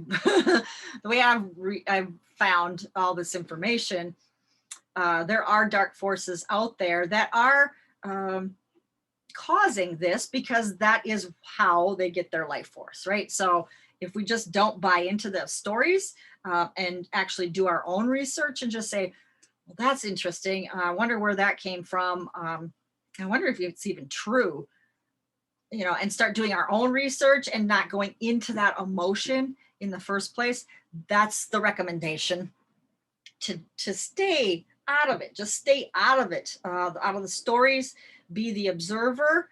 Don't be in the story. Stay out of the story. And that's a very important distinction to, you know, you don't have to give somebody an excuse for anything, nothing. I will give an example from my friend Sherry and Shara again, who does quantum healing. She had a picture on her wall of Lucy and Desi Arnaz from the I Love Lucy show. And she has it up there because it says, Lucy, you have some splaining to do. Well, you don't. You have no splaining to do. You don't have to give an explanation to anybody for anything. When you say something, that's the sentence, boom, there it is, period. You don't have to give the story. You don't have to go into the why. Oh, well, I couldn't do it, whatever, right? So you don't have to say anything. It is what it is. You just say, I'm working on it right now. It will be done in 2 days. I'll provide it to you then. You don't have to say, oh, you know, I had something with my family, you know, then I had to go to the dentist, blah, blah, blah. It's nobody's business. And that just opens up a huge thing of this back and forth emotional stuff, or I don't believe you, or that, you know, whatever. You don't have to explain anything to anybody, period. It is what it is. You make a choice, you can state it, put a period at the end, and be on your way. There's no trauma, there's no drama, there's no stories. Nobody can, nobody.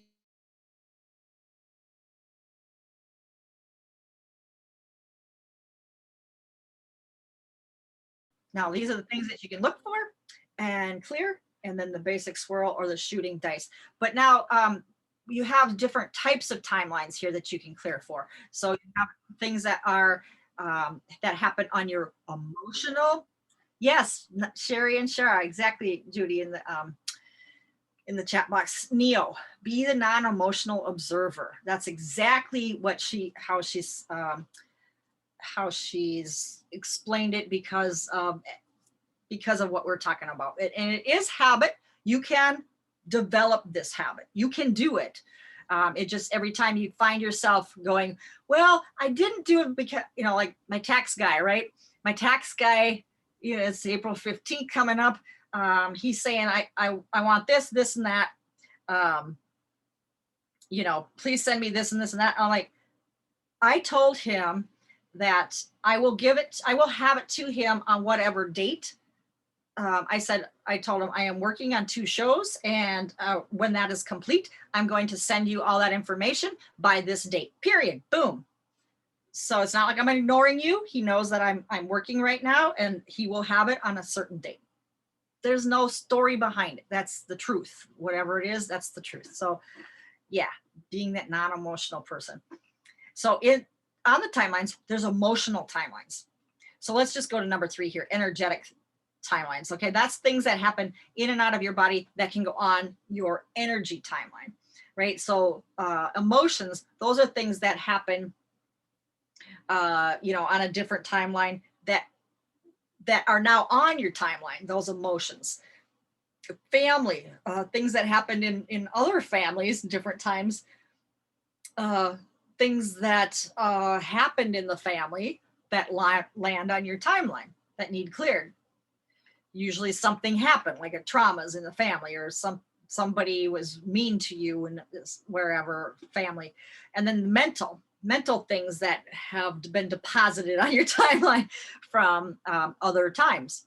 And then you've got the physical. So physical timeline. So that's the lifetime, right? So that's the things that happened to you physically.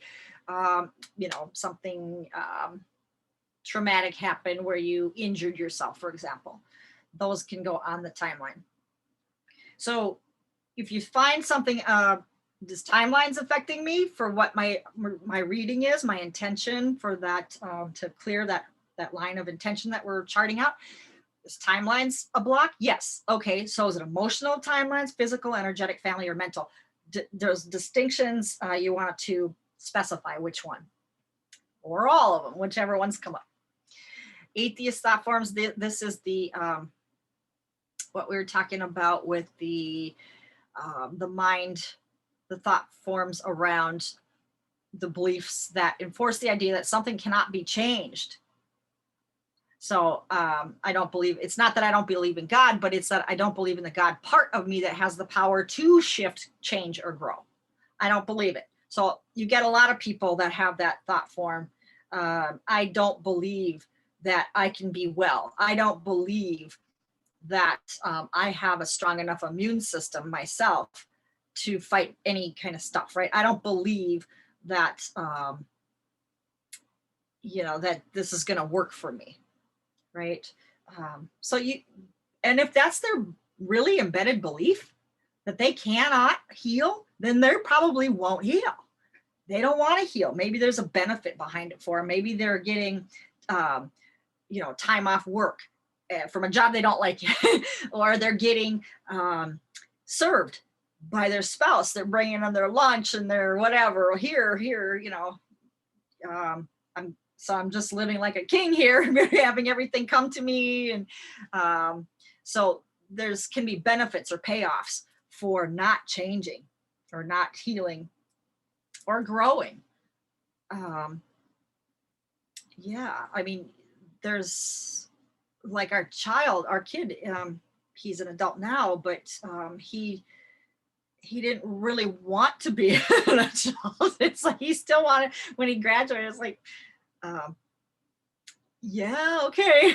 But he still wanted to kind of hang on to that time, it's like, I don't want to learn how to drive. I don't want to, jump into these things too quick. So for him, it was, he needed an extra year. And so that was fine. But, at the same time, he didn't want to, right?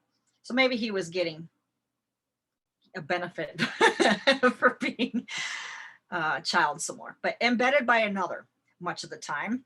Someone states a truth, this is a fact, can't be changed. And a person with power who you would defer your beliefs to them because they have in your mind greater knowledge or power or experience. So you believe them. So another way it happens is from you. There is a reward that you think is, greater benefit to you for holding on to this idea we were talking about, that the issue can't heal, transform. So you choose not to fight against it.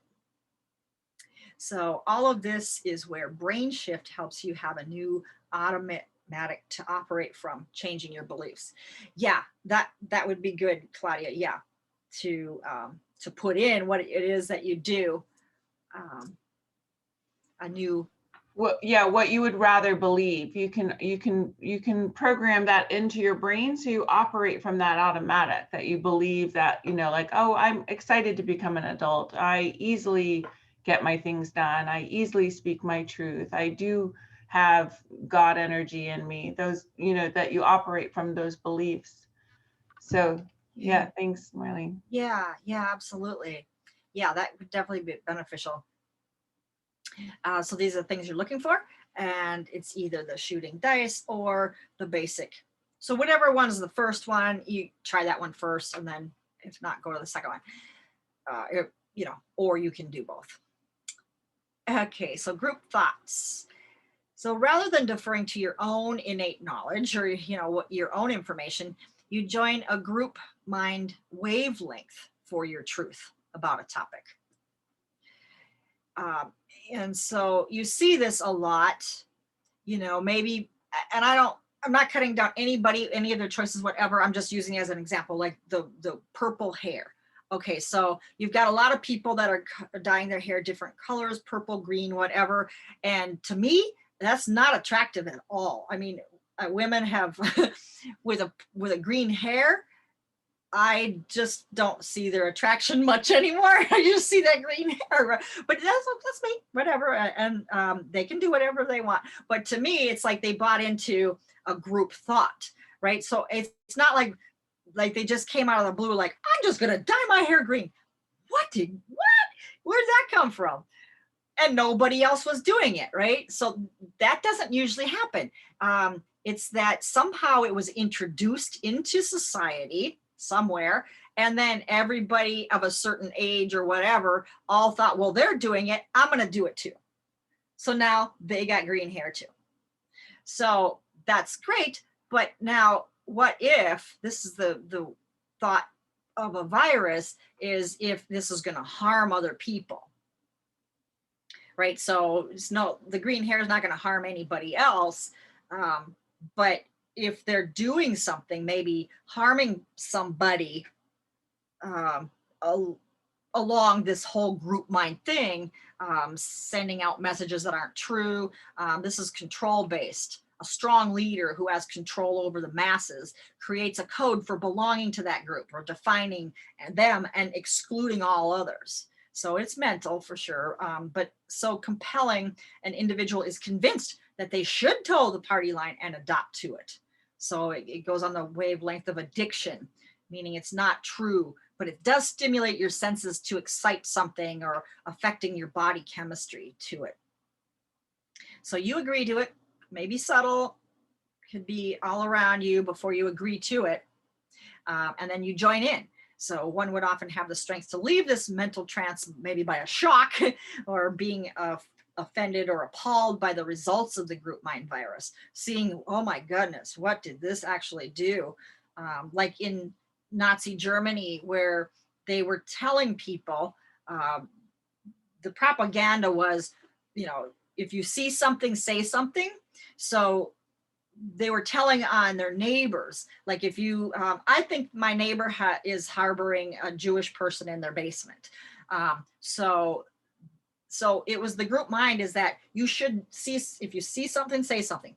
Okay, I'm buying into that. But now what you just did is you said something about some other person that's going to cause them harm.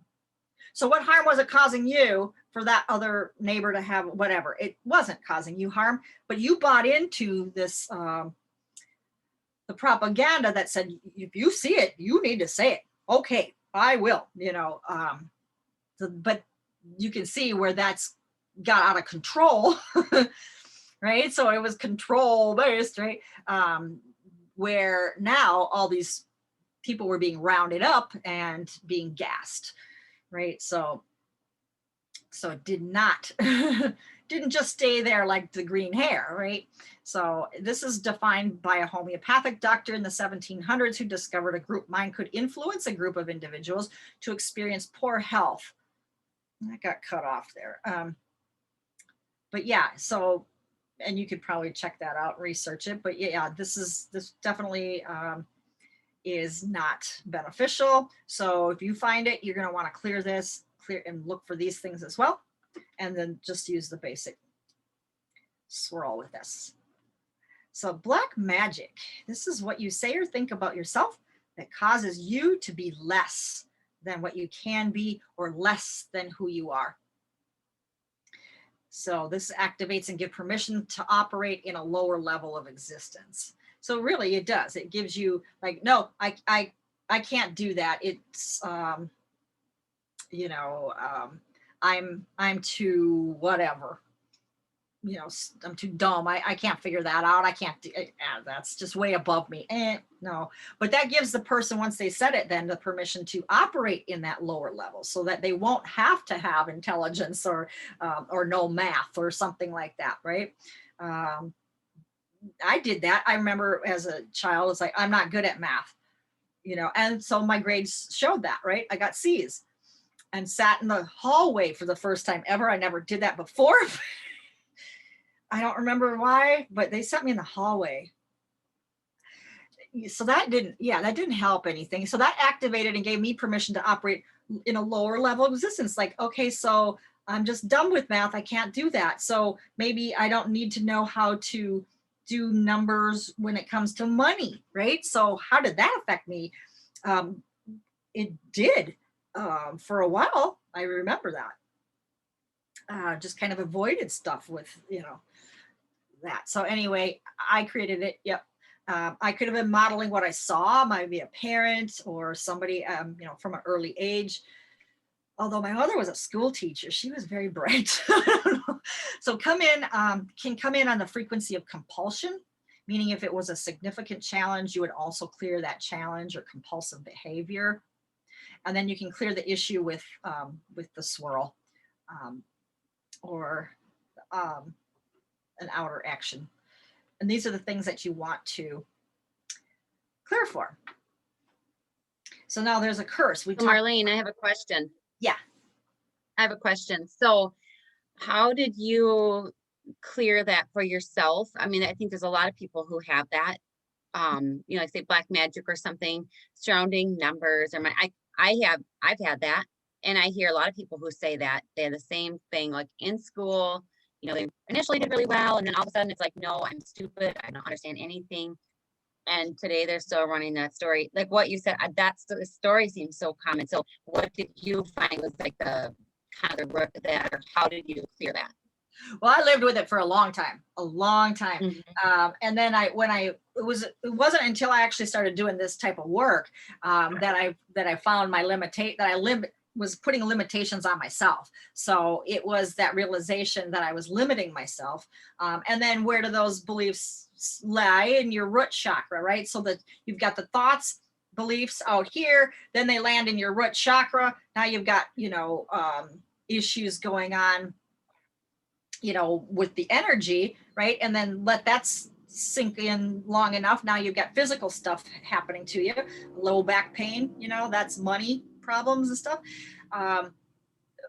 When yes, I was told how that process can work. And then the realization was very stark. Okay. So then I started finding the areas where I was doing this and the, physical issues. You can start with a physical thing and kind of work backwards.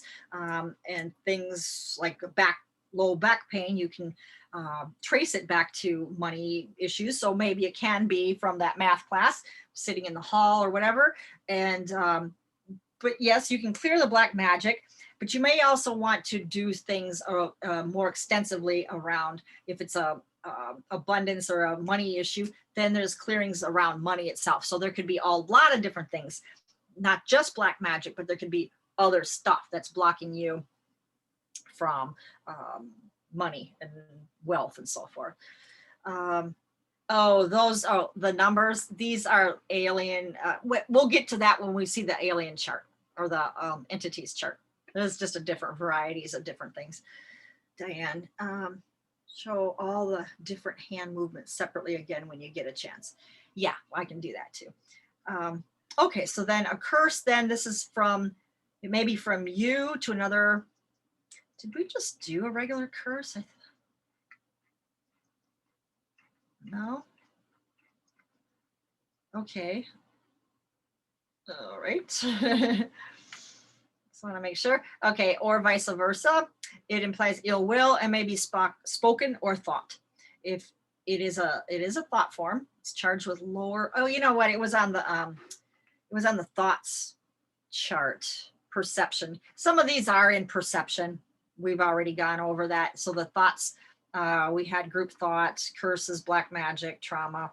So you don't even really need to use that thoughts and perceiving chart that I gave you if you don't want to open that up, because it's pretty much all on here anyway too. So that's where we already looked at it. It's a spoken or thought. Okay, so it's a thought form charged with lower frequency emotion affecting the body. Since it affects amplification, which is this realm here with the law of attraction, it may invite others to also get involved with that ill will being broadcast from you, whether you were the sender or the receiver. So to have a curse, you have significant influence in you from another. You have to also believe in and implement cursing. So cursing can be as subtle as blaming somebody else for something, or you're, yelling a curse word or a phrase to another person. It can be done to a stranger, like a person who has accidentally cut in front of you in traffic. It can also cause harm to the health of the body aura, and the life force can go down.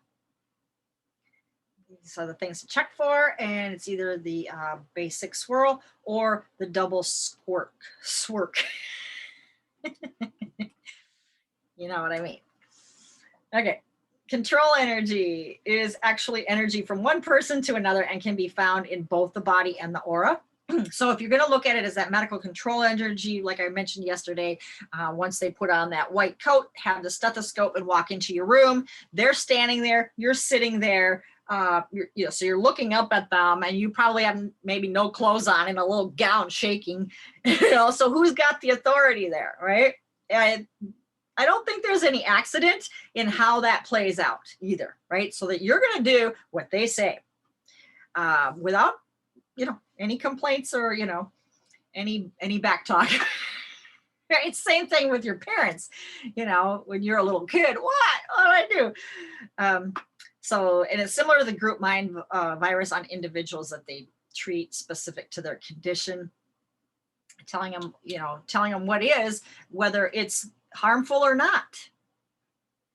And so it's put on you from another or a group who all hold the same opinion, and there is, that there's value to them in ensuring that everyone believes and complies with what they believe, right? So if it's something that the doctor's telling you that there's no cure for this, the only thing you can do is you're going to take this for the rest of your life, this pill, for example.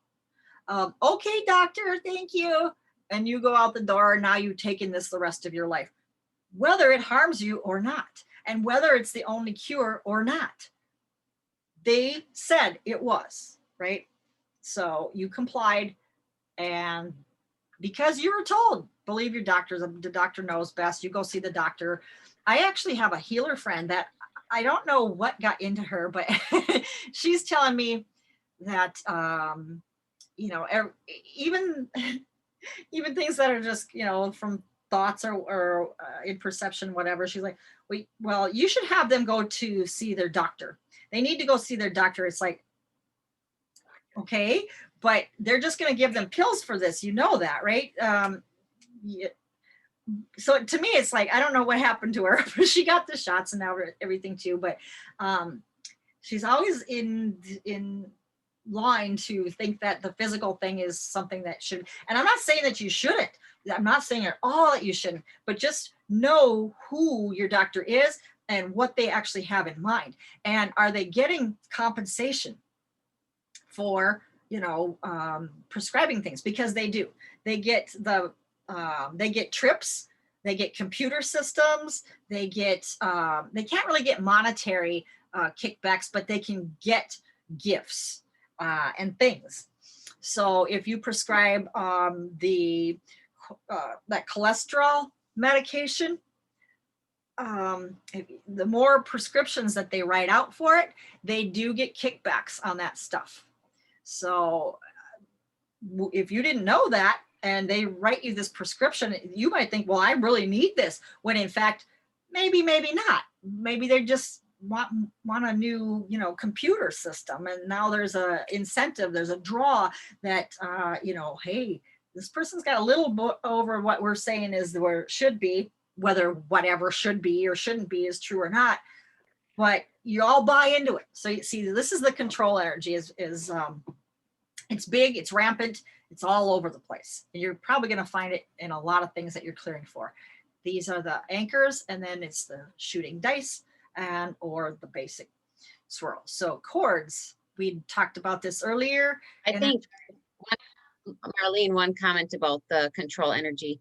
I found for myself that carried over into every part of my life. So maybe I'd go into, the courthouse to get my tabs renewed, and you're met with this feeling like they're controlling you, they're demanding, and you're always in this like, oh my gosh, I have to do what everybody tells me. I have no choices. I'm at the mercy of everybody all around me, because everybody has their laws and rules and I have to comply. Versus when that's cleared, it's more like, okay, thank you. We're maybe looking to serve each other here, but not that energy of wherever it feels like everyone's coming from above you and you're always on the bottom, feeling helpless and whatnot. So Yeah. it felt really nice to have that clear. Yes, yes, that's a good point too, because you can look at it from other perspectives to control, like going to the Anything, airport. anywhere in life. Yeah, Yeah, absolutely. School, anywhere that anywhere you you go. have to go through that- this yeah. scanner. Yeah. Or going to the dentist, you know, you walk Yeah. in and they're right away, they want to blast your head with the meter thing and well, the first time that happened, I was at a hotel checking in and this lady grabbed this gun and she's like pointing at it, like, what? I almost jumped to the ground. I jumped out of the way for sure. I didn't know what the heck she was doing. She's like, oh, we got to take everyone's time. I'm like, not mine. You're not blasting my head. And that's when I found out you can do the arm thing, you know, but I was almost diving to the ground, taking cover. So yeah, and I had a friend with me. She's like, wow. But she already knew about it. I didn't, but yeah, same thing. And the control of having the masks on, you know, that's a control energy, and it's now pervasive. It's like whoever told us from the CDC, which is, believe me, it's not even they're a private company, CDC. So it's like if I told somebody you have to do this, well, okay, why? You know, it's a private company telling somebody to do something, and they have the whole world controlled. Everybody's wearing these silly things that don't do much of anything, right? You can just breathe right through the things, but they're causing people harm, and they're actually more of a control symbol. If I have this on, that means you're controlling me, and I am at your beck and call, right? Whatever you want, I will do for you. And so this is a big thing, big. So Carrie, yeah, thanks for you know, expanding on what we were talking about. You're going to find that in a lot of instances. And it's causing the adrenal glands to become compromised, very much so, because that's the fear. You know, you put something in somebody's head that they're going to die potentially or something like that. Well, really?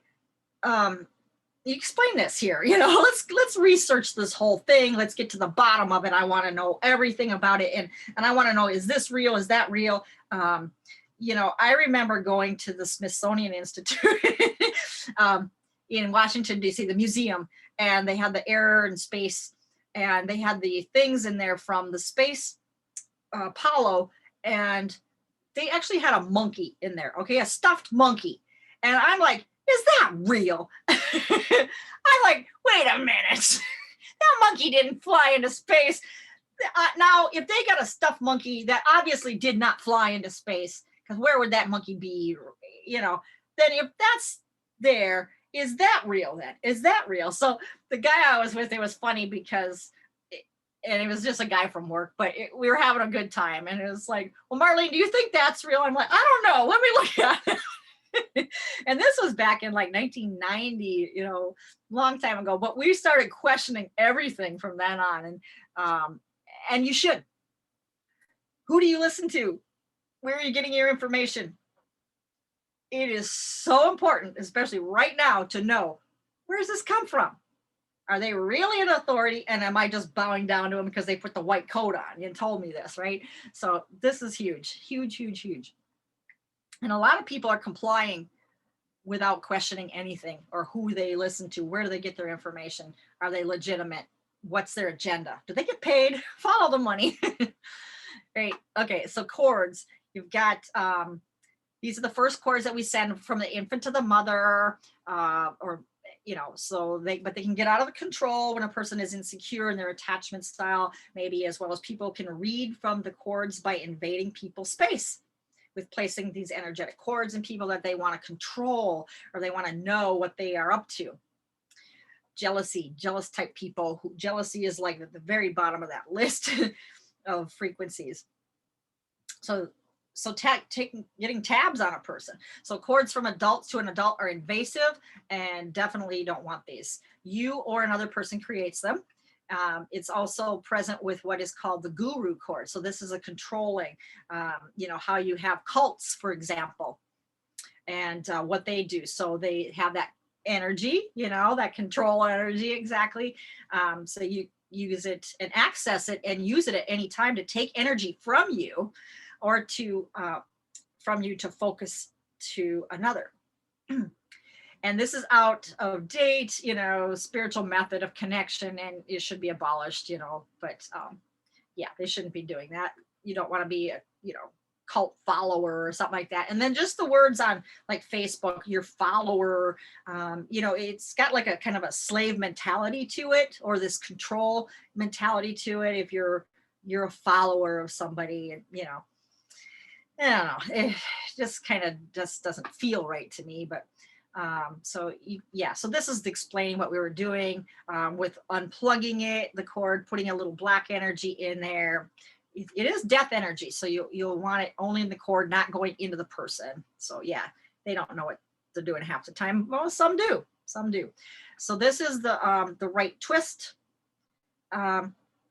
You can do that cord, you know, removal with the unplugging, but you can also do it with just, you know, intending that way with the twist. And then contracts. Okay, so just 2 more. Contracts, written agreement, and can carry over up to 6 lifetimes. It's usually a legal agreement, something that you committed to, that you said you would do, a contract, usually around property or marriage. You create these with others, mentally based, because you're agreeing to it. All this stuff that you're going to want to check in that column, and this basic swirl. You can also see a contract by ripping it apart and just, you know, casting it away. So ripping it up and destroying it, or burning it. You can see it burnt too. Agreements, you can do something similar with that. You can write things on a piece of paper. You can cross them out, rip it up, burn it, bury it, all that kind of stuff. But these are verbal agreements, an agreement. So you create this with another or with a group with the intention of fulfilling the agreement sometime at a later date. In a previous marriage, I had, we went on a vacation to Mexico, and Freddie, older guy, really cool older guy. He'd been going down to Mazatlan for years. He knew the people, the place, everything, right? So yeah, we just made reservations and everything else was done. And Freddie, at the end there, this husband at the time, he said, "Oh, Freddie, we're gonna do this next year. Let's do this next year, okay? You want to agree? You want to do this next year?" And I, in my mind, I knew for some reason that it wasn't going to happen, for several different reasons. Number one is I didn't like this guy. I knew I was going to probably get divorced from him after things weren't going well. So for me, I knew I wasn't going to be doing it next year. But I also had a weird feeling that Freddie wasn't going to be doing it next year. He was already like in his 80s, close to 90 or whatever. And it just didn't feel to me like he was going to be. And sure enough, yeah, he did. He died that year.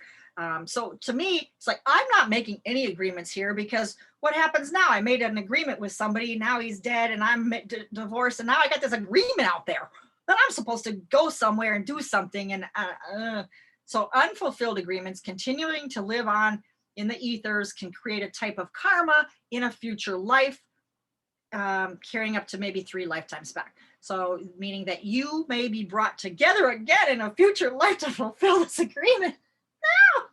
No, I had enough of this guy. I don't want none more with him. So you know, you might want to check, do you have agreements with an ex and stuff like that? You create it with another or a group, and it's feelings type based, or usually. These are the things you look for too, and that's just the basic. So this was a lot. This was a big chart, but these are things that come up in mostly all of the clearings that you do. So if you want to grab this chart first, I would use this one. Then you can also check for those few things that came up on the emotion chart, whether there's emotional thought forms or emotional brain programs. adding that to your reading, whatever you're charting out. That's what I would do. So that's all of emotions. I have a quick question when you get a second. Yeah. Whenever you, Oh, go whenever ahead. you're ready. Yeah, I'm complete. Okay, so I'm trying to, I have like a protocol that I follow when I do my work on my clients that looks like I start with something, I say, is this life, like the way it's working from the way I work it is like, is it this lifetime or is it a past life? And so I have a delineation like that goes through, and then is it a trauma? Is it their emotions? Are there agreements? So I go down this line. How do you have a list of like how you start and whittle everything down because there's so much? Do you know what I mean? Do you start with like, how do you start when you look at them, or does it just come up instantly? No, you can take out this chart. This use that chart. Yeah, I'd start here, and then so then you put down your intention, right? So you write out the ability to have or enjoy 100% optimal, whatever it is that you want.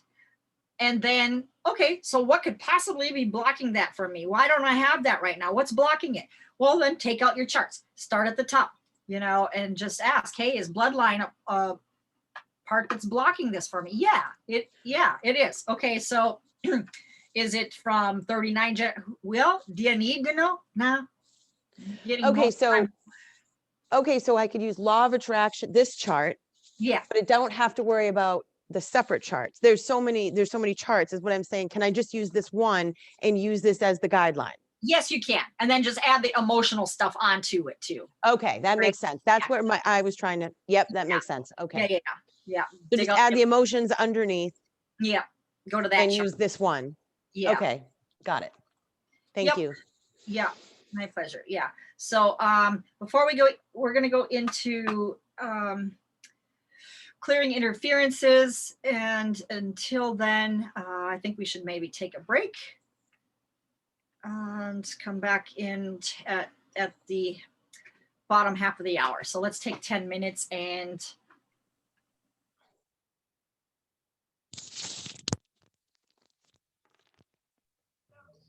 So Marlene, could you send some of those charts? Or she headed out already? Which charts, Carrie? Oh, just the ones that you sent out prior to the starting, and then. Oh, you probably didn't get them. Yeah, I sent them all in the email to the rest of the group. I didn't send it to you yet, but I will. I can. Yes. Yeah, but if you want to take a break, yeah, go ahead and do that. I just thought, whatever. That way, I'm for sure not missing anything that you've been going over. The same emails as they did. So I'll make sure. Yeah, but yeah, go ahead and take a break, and we can do it after. So. Okay, cool. All right.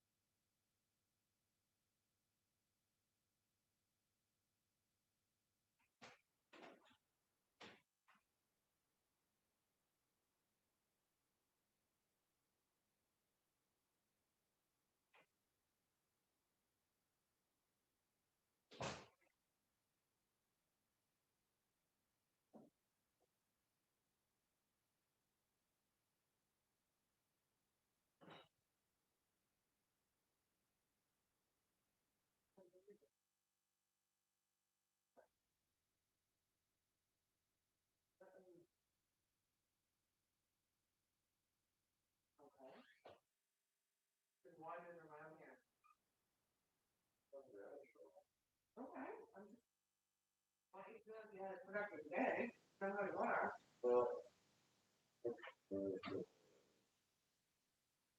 Okay.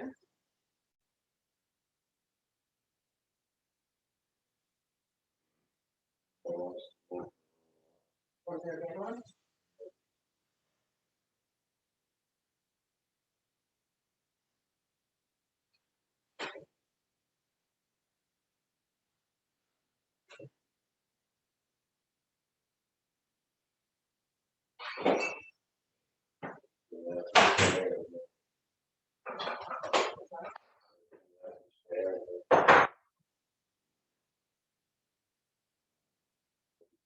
Yeah.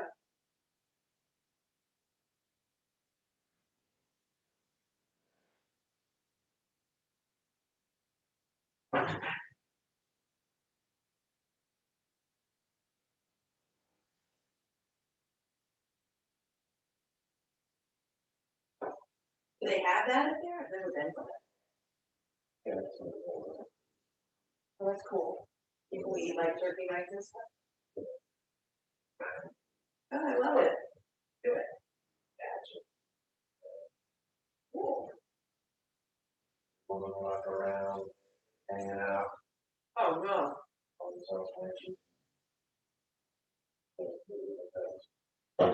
Yeah. I mean, I get it. I'm just saying, I never really actually. Well, it's just like a show.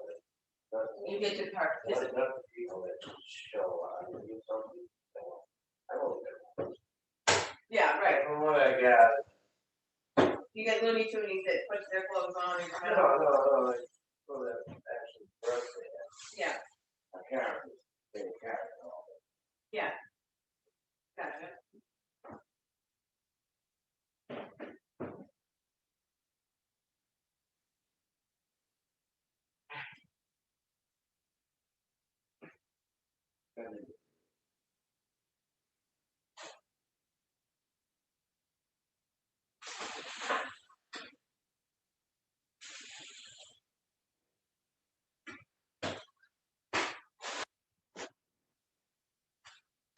Yes, it's self-turkey. They have a council. Oh, cool. Right, I get it.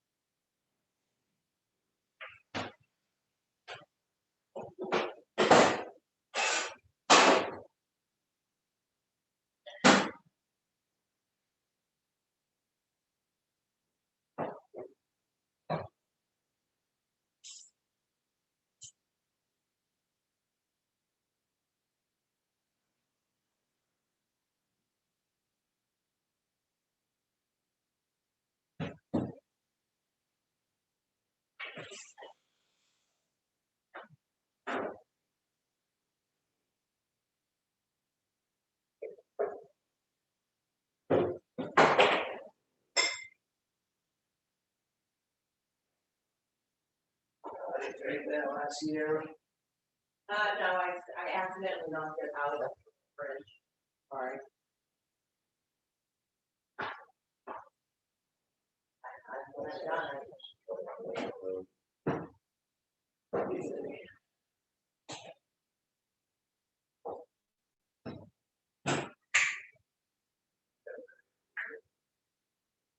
What? Oh. Oh, yeah. Not that, I mean, I tried it. It's not that bad. Kind of like a light IPA. Maybe we could get the dog out. There we go.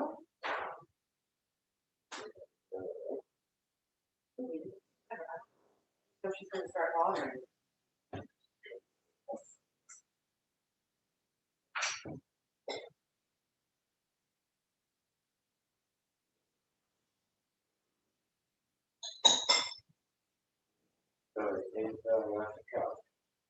No, you don't have to. Fine. Can you walk her later, maybe? You want to take her out later? Yes. No, like being like, you're an evil bitch.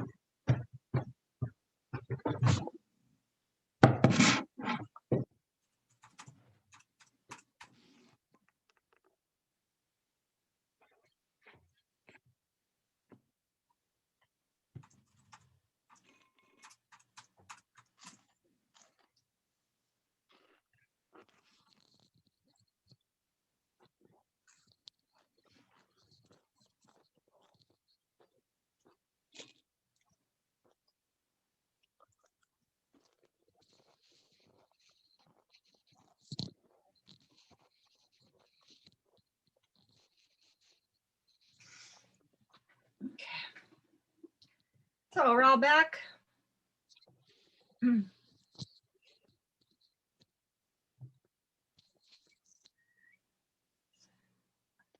Okay.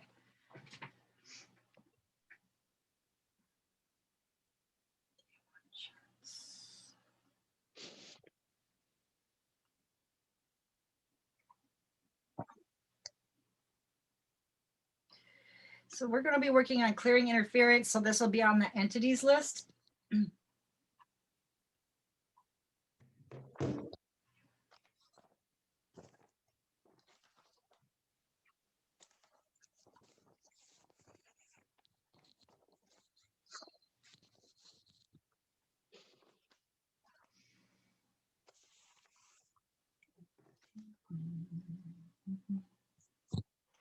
Okay. So this is clearing what is not you. So an important step in clearing the body is having awareness of external interferences and how they can impact us. So we're going to learn the steps to clearing out the attached entities and dark energies. Get ready to feel lighter and unencumbered. So let's go to chart. Here we are. Okay, so, and number one, yeah, it's a scary, spooky looking thing, but you know what? They are like nothing. Okay, they're nothing. So the only thing that they have is fear. But you know what fear is? It's not whatever they say, whatever, false evidence appearing real. It's not that. It's lack of information. And that's another thing that Sherry says. Now, Sherry is a big influence on me in many different empowering ways. Okay, so that I'm just going to share the things that really left an impact on me that will empower you. So yeah, it's not false evidence appearing real. Fear is just lack of information. So if we had the information, then maybe we don't have to be afraid of whatever it is that, you know, we're so afraid of, right? And fear is also can be from the past. It can be from, you know, other things that have nothing to do with what you're encountering right now. So if there's something, you know, a spirit or any of these aliens or whatever, yeah, what they really want is they want your life force, and they want to, you know, to have a foothold here on this planet somehow. And so they're using humans to do it, but we don't have to be the volunteers. So we're starting the list in order of, I guess, maybe if you want to call it severity or, you know, damaging, I suppose, in order of most damaging first. This would be also in order of, these are causing mental illness. So the first few here will cause work in the mind, or causing mental problems and issues with perception and with thought and so forth. And so the first ones, they consider them like an alien type 5. You don't have to worry about any of the labeling. It doesn't make a difference, just so that you've identified it, and you can say, you know, gray, okay, or GR, whatever you want to do, right? So just identify if you're getting a yes, is this, do I have any attachments? If you get a yes, okay, so then which ones? Is there a gray? No. Okay. You know, go on. Reticulan. Yeah. Okay. How many? Right. And that's what we're going to do. So grays, then they want to overtake and control and dominate a portion of humanity. They're lacking in spiritual awareness. They have a desire to establish a firm foothold on earth, but their size, you know, is not, now there can be tall grays, whatever, but they're lacking in love, morality, kindness. They don't have the heart space, right? They don't have that. If you go to Vegas, they're all over Vegas, and they're in the casinos. They're, you know, they can look human somewhat, but you can pick them out too. But yeah, they're around there, and it's no surprise that there's Area 51 north of Las Vegas. So there's a lot of you know, underground things, right? Underground bases, I guess you will. And a lot of things that we're not told.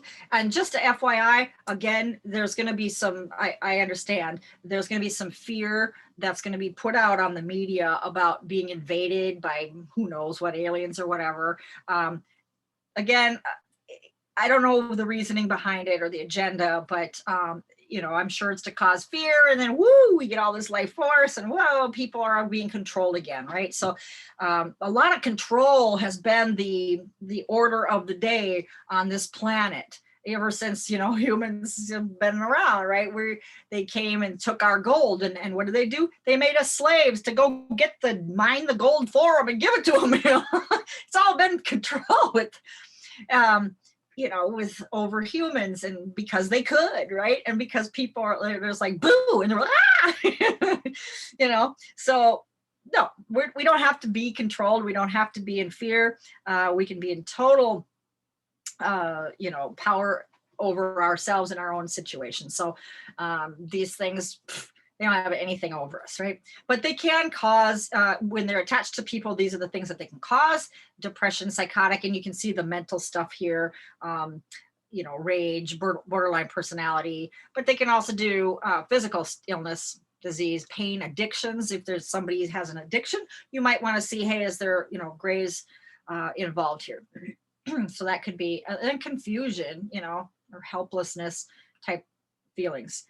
And these are how they would anchor in. And these are the different, right here, these are the anchors that they use. And then these are the emotions, so that resonate with these things. So if you are in bitterness, or have a bitterness, and it may be even the bitterness could have come from, excuse me, a past time. Maybe you're not bitter right now. You're like, I'm not bitter. I feel, you know, I'm great. I'm happy. Well, at one point, something, you know, is still there. Something is still out there with that bitterness quality about it.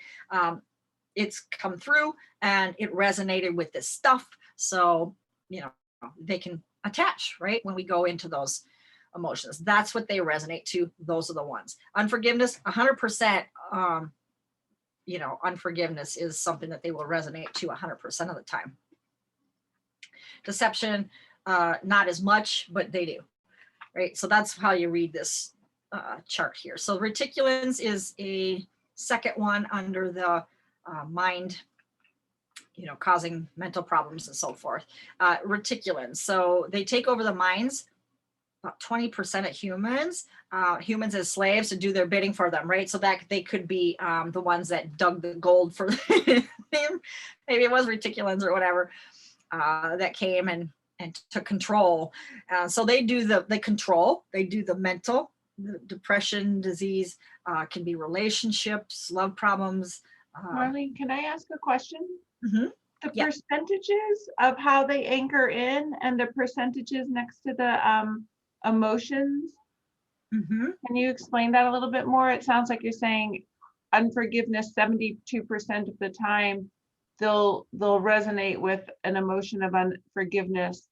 Is 100% of the time how they anchor in is that they embed? I don't Yeah. understand the percentage. Yes, you'll want to check embedding first, because that's going to be pretty much 100%. If you've got them, they're pretty much 100% going to leave embedding. So Okay. they want to just clear the both, right? They and you probably have mechanisms as well, but maybe not. There's a couple percent chance that they didn't leave them. Less chance that they left a nanotechnology, although it's still pretty high up there. But Okay. even lesser chance though that they left a portal, maybe one of a third. Yeah. I get it. Thank you. Yeah. And then these would be like hardly not, but possible, right? And then if you're running the emotion of greed, resentment, anger, those are the percentage of the time that they'll attach to that energy? They certainly can, yes. And it's not that it's definite, even if it says 100%, it's not definite. But the propensity is definitely there, and at a higher degree of, chance that it will. Okay, I get it. Yeah. So you don't need to go by them as much as if you just check and see yes or no, Yeah. Yeah. Thank you. Yeah. So Go ahead. So when you're, so in regards to my last question, which was, how do we start? Do you actually start looking at the issues? Like, what do they have attachments? Do they go there first? Like first? Because then we can go down the line. I Yeah. do, because I want to know we're makes dealing sense. with just the person. Yeah. I don't want to deal with any of this crap. I want to, Right. Yeah. So do this first and then go down the line with everything else. I would. Yeah. And then you can see the emotions based on the implant or whatever, or the being. So you can see already that the being is probably in bitterness if they have a gray, based on the fact they have a gray. And then you can go down from there and sort of unwind that way. Yeah, you can. Okay. Yes. Yeah. And there's no one way to do it either, because you're going to find that sometimes you're just drawn to other stuff that this is coming up for them, Sure. So you might not even get to, malice, hey, whatever, but something like, okay, I'm getting a hit here. Something's or it's not clearing right away. So, so what else is there? What's going on? So you can just ask from there. Yeah, exactly. And so what is a permeation, Nathalie? I'm gonna, at the bottom of this chart, at the last page, there's all the anchors there. So I'll talk about what these embedding, how they anchor. I'll talk about all this stuff at the bottom of the chart. And yeah, you mentioned that, resonate with the energy. Yeah. Okay, so that's reticulins, weakness and size, small in number. But they, dementia, Alzheimer's, aging, that's a big thing, So I mean, if you've got somebody with a even Parkinson's or things, with the mind, or affecting their nervous system and so forth, could be this stuff. Reptoid. Okay, and then to clear, you're going to do the hand twist, right? So I've got that on the bottom of each one of these here. To clear, that's the karate chop. All right, so number 3, reptoid. Enslave the minds of humans to live through and have a partial life, to be diabolical and cruel. That's their agenda. But they're not suited for this planet. Their race may be dying off. The problems they can cause: mental illness, schizophrenia, love or relationship problems, and money problems. Here's how they anchor in and the emotions they resonate with mostly. And then to clear, that's that shooting dice. Okay, and then you have, and those are the 3, 1, 2, 3 of these alien type 5s, right? Alien type 5 says at the top 1, 2, and 3. Reptoid. Okay, so then you're going to get to an alien type 6. And this one, the first one, is a satyr. and they wanted to establish a foothold and destroy. They destroy their past and continue to destroy what they touch. They strive to enslave and punish, lacking in plan and structure, not unified, chaotic. So just, you know, there are beings all over the place, many different planets, many different multiverses, right? So we have many universes making up the multiverse, but there's benevolent beings. The majority, I would say, are benevolent, that they're not going to cause harm. They're not going to go against the will. You know, we have our own free will here, right? So most beings won't go, against our God-given free will, but the ones that do, those are the ones that we're finding and we need to clear, because they will attach and go against your free will. And that's what we're talking about here. But they're not, it's like, not like every alien is a bad alien. So you just muscle test, you can feel, or you can find out, if there's things going on, you'll know. Okay. So problems they can cause: health problems, digestion issues in the brain, again, dementia, Alzheimer's. It could be issues that they cause. And then here's how they implant, the things you look for. And then to clear it, use that karate chop. Next is a transmortal, or they actually call them Mothmen, and they can take over and dominate the emotions of humans. They enjoy causing harm, chaos, pain, and suffering. They can travel into the body through wormholes. And so you'll see wormholes is at 100%. That's usually how they come through. And then they're related to demons. They look like a devil image. If you see images, I don't view images of these things. When I get images of past lives and so forth and things coming through, that's one thing, but I will not put up with having images come in to see these things while I'm testing for them. Yeah. So I just cancel that out. So they live in their realm, but they appear in humanity through wormholes. Okay. They would like to take over Earth, but body is not suited for this climate, lacking in love and kindness. Problems that they can cause: illness, nerve problems, digestive issues, and fear. So if you're in a lot of fear, hey, it could be one of these things attached, right? So, and how they anchor, of course, wormholes, we already said. Embedding and seeds are more than likely. A lot of times they splice into your DNA. So the same thing with this hand twist, you're going to unsplice them from your DNA. You're going to intend that until you have DNA splicing cleared, if you found that that was a thing for you. Nanotechnology, maybe a third of the time. Mechanism, maybe 8. Holographic inserts, maybe 8. Permeations, only 5. And then hatred and anger are big ones for this type of thing. They come in through those emotions. That's how they resonate mostly too. Percentage of the time they'll resonate with that energy. Yeah, so that's 100% of the time they resonate with hatred. Doesn't mean that you're going to get an attachment just because you're in hatred, but the likelihood is very high. Okay, I mean, there's it's very high, but it's not always. I mean, it's not like always you're going to draw them in because you're in anger or something. But if you're continually have an anger emotion about you, today I was angry, tomorrow I'm angry, tomorrow I was angry yesterday, you just kind of, everything makes you angry kind of person, then they have more propensity to have these attachments. And then that's the hand twist to clear. Okay. And then we have an alien type 4, or a Zeta reptilian. So these are the reptiles. So here to take over, they want to live on the planet Earth on the surface, and undermining human confidence is one thing they do. Certainty, kindness, cause the feelings of separation and loneliness. But they need more light, so they don't have, that's their weakness. So they can cause damage to humanity, physical illness, mental illness, anxiety, psychiatric anomalies, pain, responsible for suicide. So how many people who committed suicide were actually have an attachment to this, have these things attached?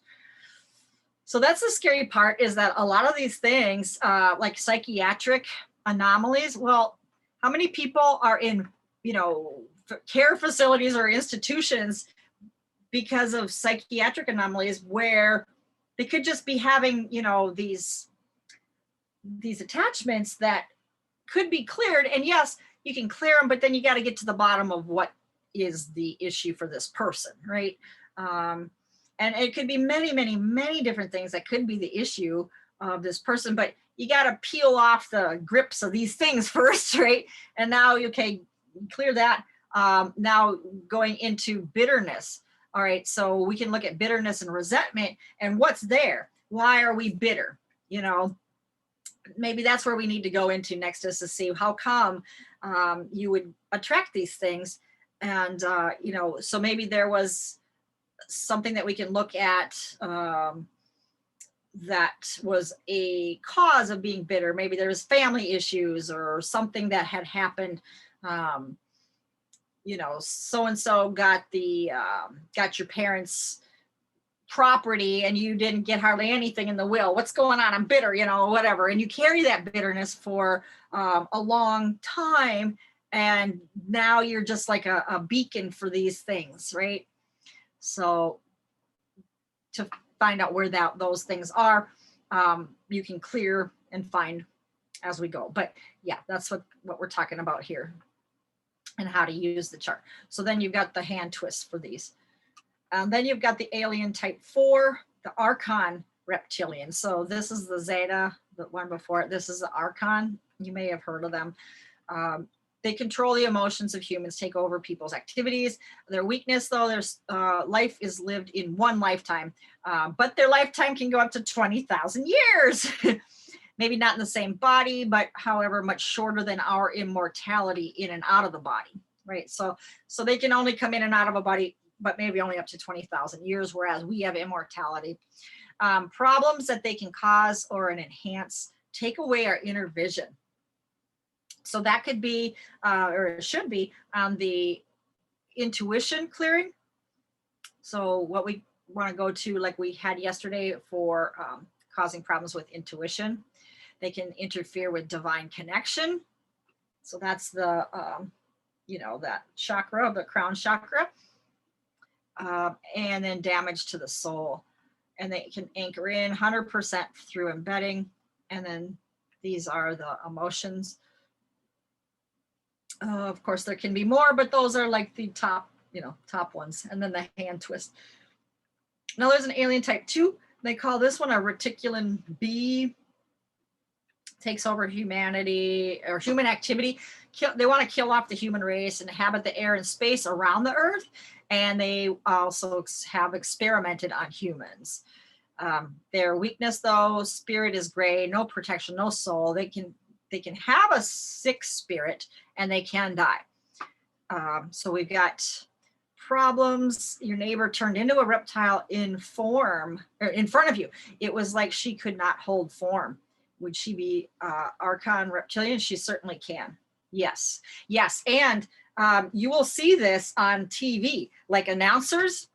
They have, you can just see them. They call it shape shifting. And you can see, if you look at their eyes, generally you can see things happening in their eyes. And that's usually where you see it, is their eyes. And they can become slit-like or different, reptile looking.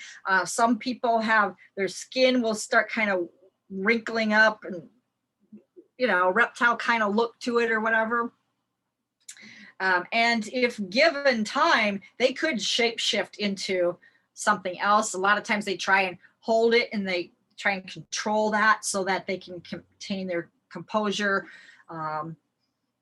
But other times, yeah, they can just certainly just shift and turn into what they are. And so they put on, a human suit or whatever it is, but they can cause occupying thoughts. So this is they can mess with your head, and problems with body ownership. So why your spirit's not in your body, makes it uncomfortable to be in there. Or they they attach and so forth.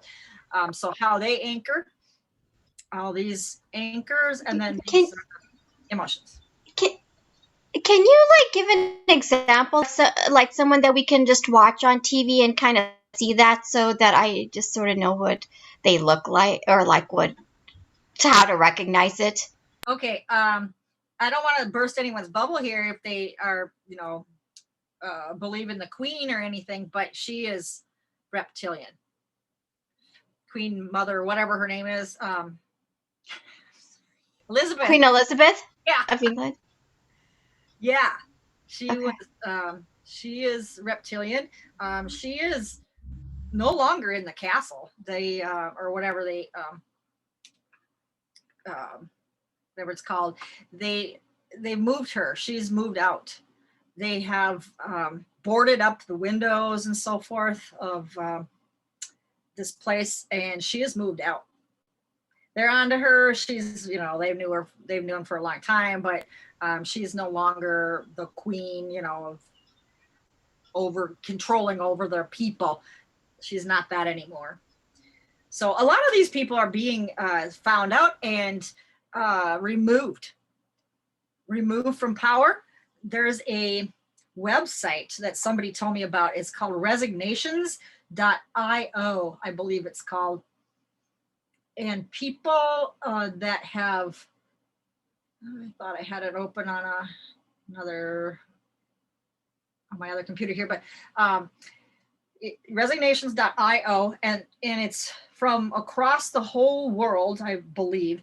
All of these corporations, the CEOs that are resigning at an astronomical number. Top powerful people in the prime of their time don't just resign from their CEO position. For what? Family, whatever they're giving as their reasons. It just doesn't happen. And only just a wee percentage of them are because of retirement. So what's going on? You can speculate what's going on, but there's a lot of big names like at Disney, General Electric, big names that are resigning. So they're, I believe, being taken out. Lady Gaga for sure. Yeah. Oh my God. Oh, she's a good example. Yeah. There's some celebrities that they bring in, and they make them like all the rage. They make them popular, and they just push their thing out on the younger people, and to try and make it like this is the cool thing. This is it, And I'm thinking, wow, I'm so glad I grew up when I did, because at least I had a choice of some nicer, celebrities to choose from, I guess. Now it's like nobody smiles. They are they have this dark look, or they are some of them are doing these symbols kind of things. You'll identify them like that. And when they started coming in with like the hair over their eye, and I went to a hairdresser. This was a few years ago, and it's like, no, you will not cut my hair. I need my hair out of my face. I work, I do stuff. This is not happening for me. But yeah, there's different symbols that they use, and you will know their downfall by their symbolism. So yeah, they do tell you, they make it known, but they're not like verbally saying it out loud, but you can tell. Right. So you can pick it apart yourself and figure out what's happening.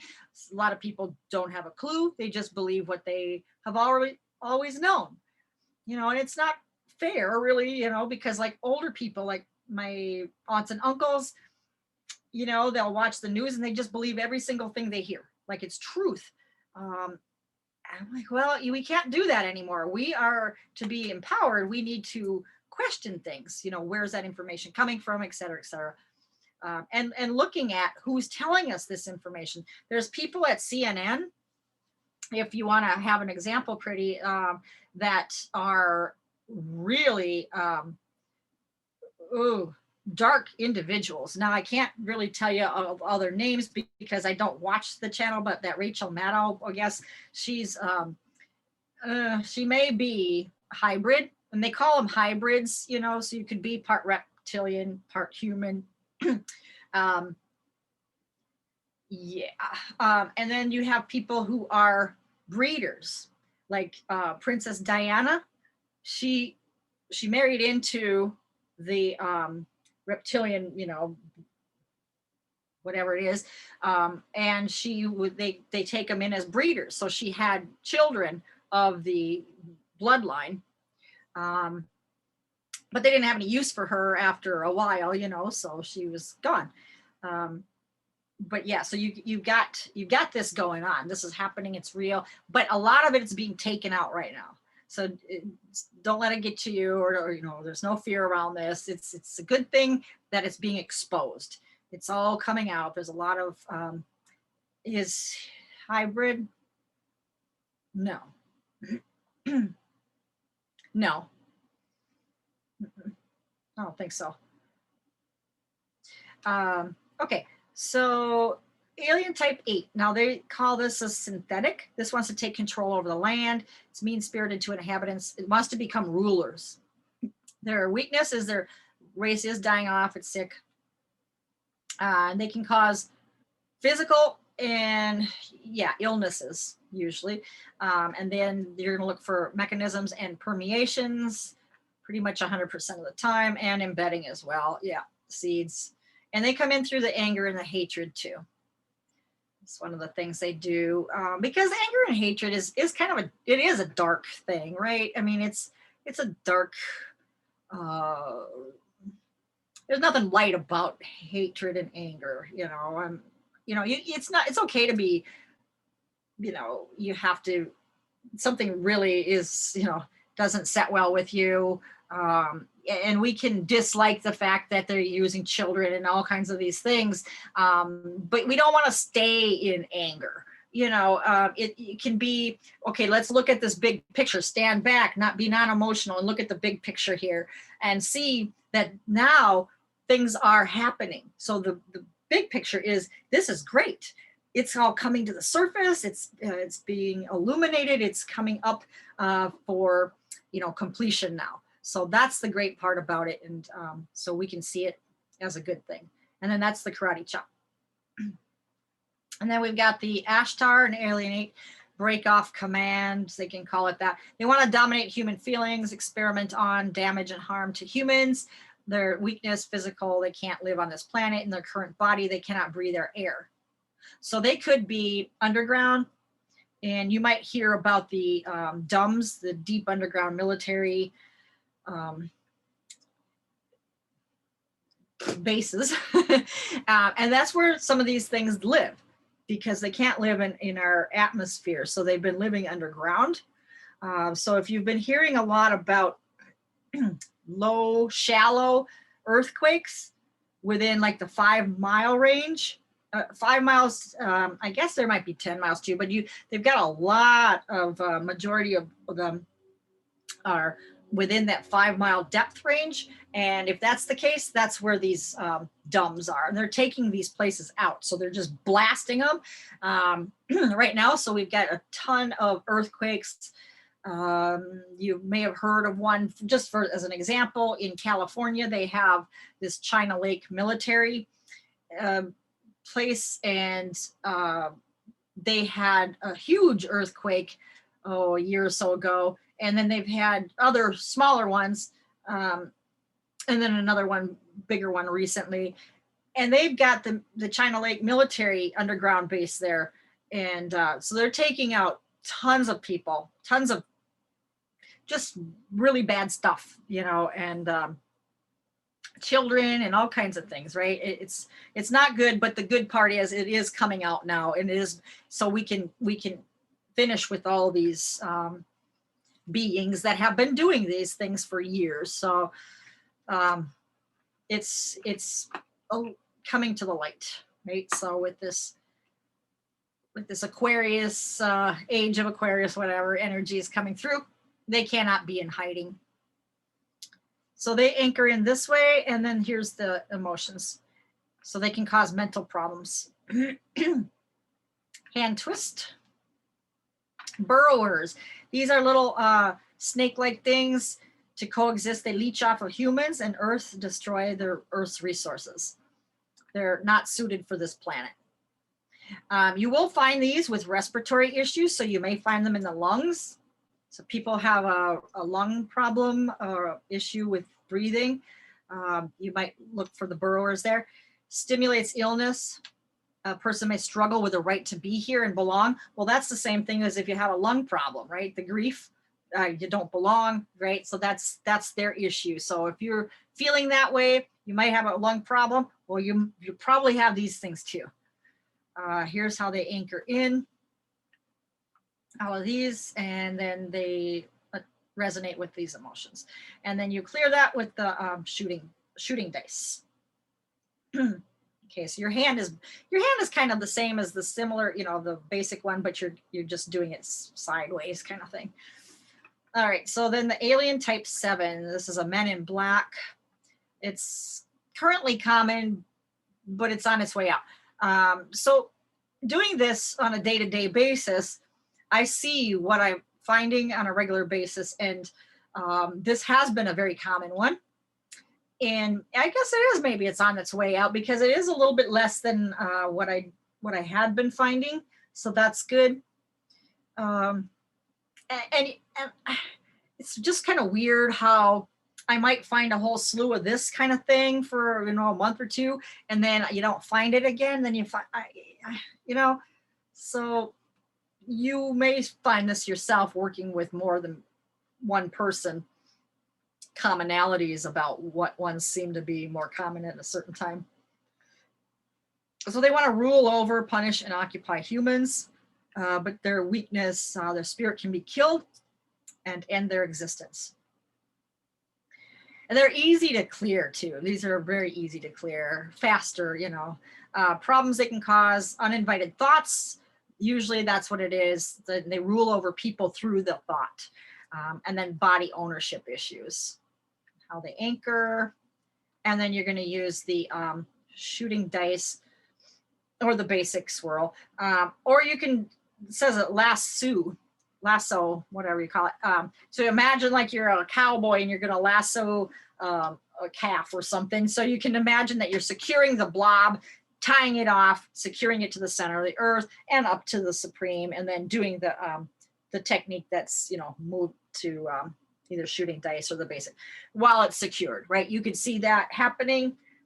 I don't really do that because I don't need to get involved with karma and harming something like that. I don't know. I mean, maybe not. I don't know, but it's up to you. You can do it that way if you want. Alien 7 Draconian. So you may have heard of the Draconian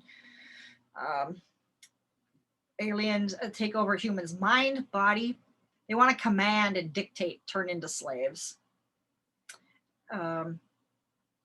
Eastern Europe has a, like the Dracula movies and stuff like that, that's kind of where this takes off from.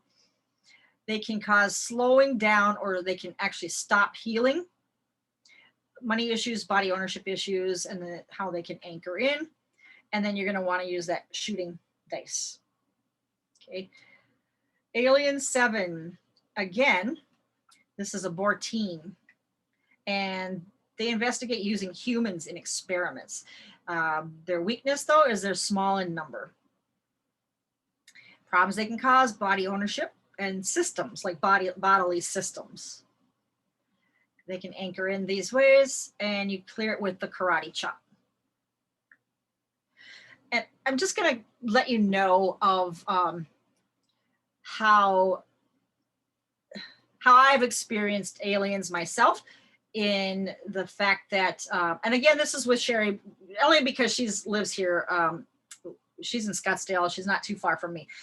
But so she's had different times where we would do astral traveling and so forth. So we would go to different places, right? So so this one time, And she knows and is friends with, or whatever you want to call it, a commander of a ship. And the ship a lot of times hovers over her house. And they're doing things. They're doing some real beneficial things for us, keeping us safe and doing whatever it is to defend us, if you will. And on this ship, anyway, she said she's going to go and meet with Norla and, on her ship. And so I thought, well, that might be kind of fun. I might want to go and see, what's going on here too. So I don't know if I told her. I just like did it. Okay, so we're all, okay, go where you want and do whatever you want. Okay, and then come back and we're going to talk about it. So I came back and said that I actually made it to the ship. I was on the steps, kind of the entryway, really, if you will, into the ship, the main entry, I suppose. And I didn't really feel like going any further. I just thought I just wanted to see what's going on, and there were these beings there. And I remember feeling like something on my, the calf of my leg, like a little poke or something. And it was a smaller one, like a child. And there was giggling going on, just like, oh, she touched it. I touched it, or something like that. And, but the energy that I felt was light and kind of fun. It felt heartwarming. I just felt this huge resonance. Huge resonance of acceptance. I guess that's the word I would use, acceptance. It wasn't like a love feeling. It was more like acceptance. It was like, you're welcome here, and yeah, so the little kid was there, having fun, playing, whatever. And I felt as if I was maybe not physically scanned, but it was like maybe they were doing a telepathic scan on me. And I think they sent some energy to me, whatever they thought I required at the time. But it all felt good. And so then I came back and just said what my experience was, just like I'm telling you right now. So that was my experience, and they were definitely not from here. So they, I don't think they would have taken me and, experimented on me, or, it doesn't feel like that's what they would have done. Sherry herself actually commanded the ship, and she tells where they put their hands like over the board like this. They don't even touch anything. And I guess just through intent, you can command the ship. And she let her do it. Sherry had been a pilot before, so it's very exciting to her to be able to fly. And so she was able to command this ship. I was like, this is cool. But these things are they can happen. You can do it yourself if you wanted to. But just so you know, they're not all these things. Okay. So we're just pointing out the bad actors, the bad apples that, you always get somebody in a crowd that's not nice. Right. And that's what these guys are. These are the bad ones. If you want to say bad or good, that's duality. I know, but these are the ones that, that have more, will do harm. And then there's the alien type 1, which is an iguana. They want to do harm, occupy the human body. They don't have what we have in any way. They project themselves into us. So they can cause negative thoughts and preoccupation with survival issues. So a lot of this fear stuff going on with getting shots or getting, you're going to get sick and die, like all these people are dying. Oh my God, survival, right? So I need to survive. I'll do anything to survive.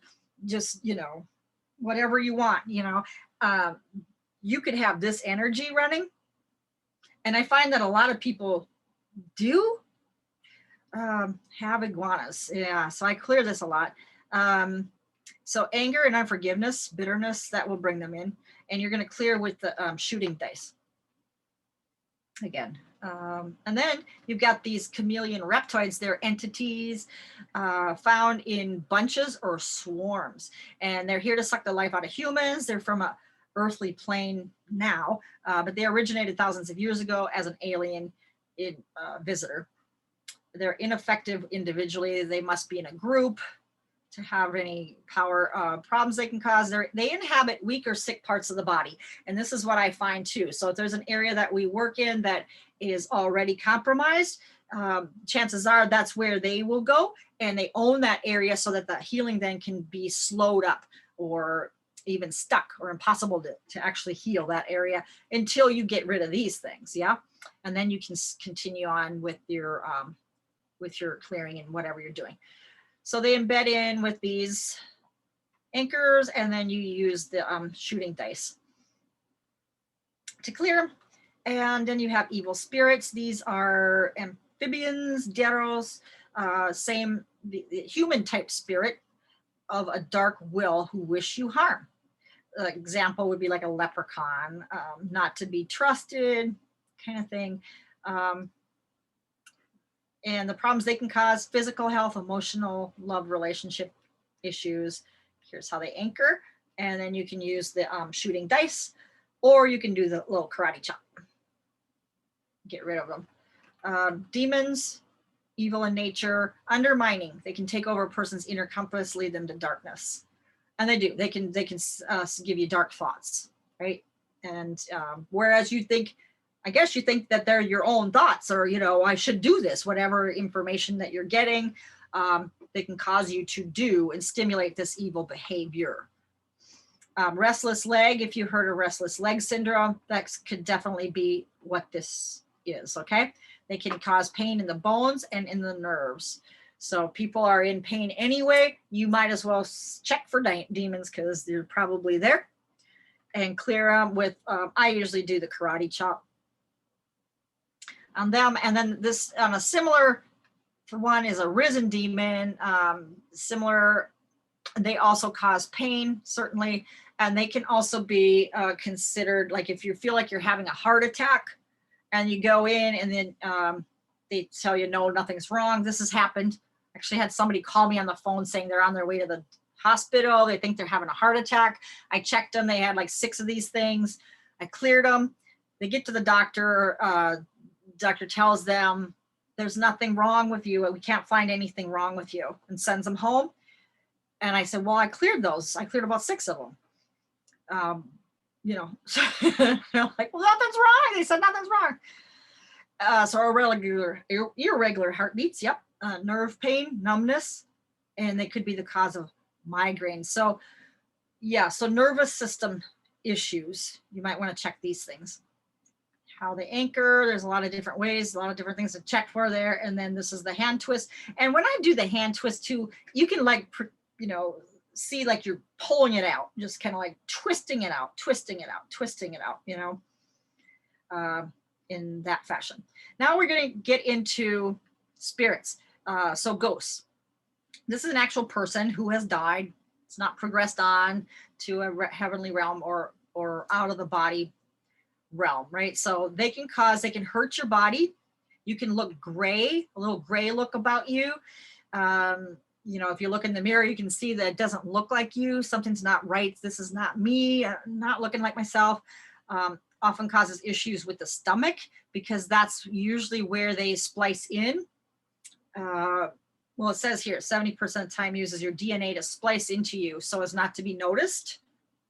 And they do. And that's when I had Mike, when he spliced in, I carried him for, I guess years. I had no idea. But yeah, they can also prevent new life or conception if you're trying to get pregnant, infertility. They can also be in your home, ghosts, whatever, on your property. So you can check, if you're getting ghosts, just like, okay, are they attached? Yes. Into the DNA, spliced in? Yes. Okay. So then you can do the basic hand movement, whatever. But here it says, their help from Jesus or other divine being, a lifting process. So you could, and I like to kind of do this to give them dignity and respect, even though they shouldn't be splicing it. Okay. But I mean, still, I was married to the guy, so it's not like, you know, I just, I mean, I still needed, you know, should have respect or whatever, because he was somebody I loved, right? So what do you do? What do you do with them? Well, it's not up to me exactly where they go. I'm not the one in charge of saying where they should be or where they shouldn't go, you know, from here. Yeah, people say, well, send them to the light. Well, I don't do that because I don't know where that light is going. It's not up to me just because we've heard send people to the light that we should send to the light, because that could be a duality redo bucket. Okay, we could, like, when you get to the other side, whatever, you think you died and, oh, here's your relatives and there's the light, oh, going down this tunnel. Well, what if the relatives are a hologram meant for you to stay in the matrix so you come back around and do it again? What if, right? So the best thing to do is, if you get into that situation, or when you do, is to look around and look for love. Just show me love, show me love. Sherry actually said, look for the blue light, like the blue light special or whatever. Look for this, the resonance of love, and where you feel that.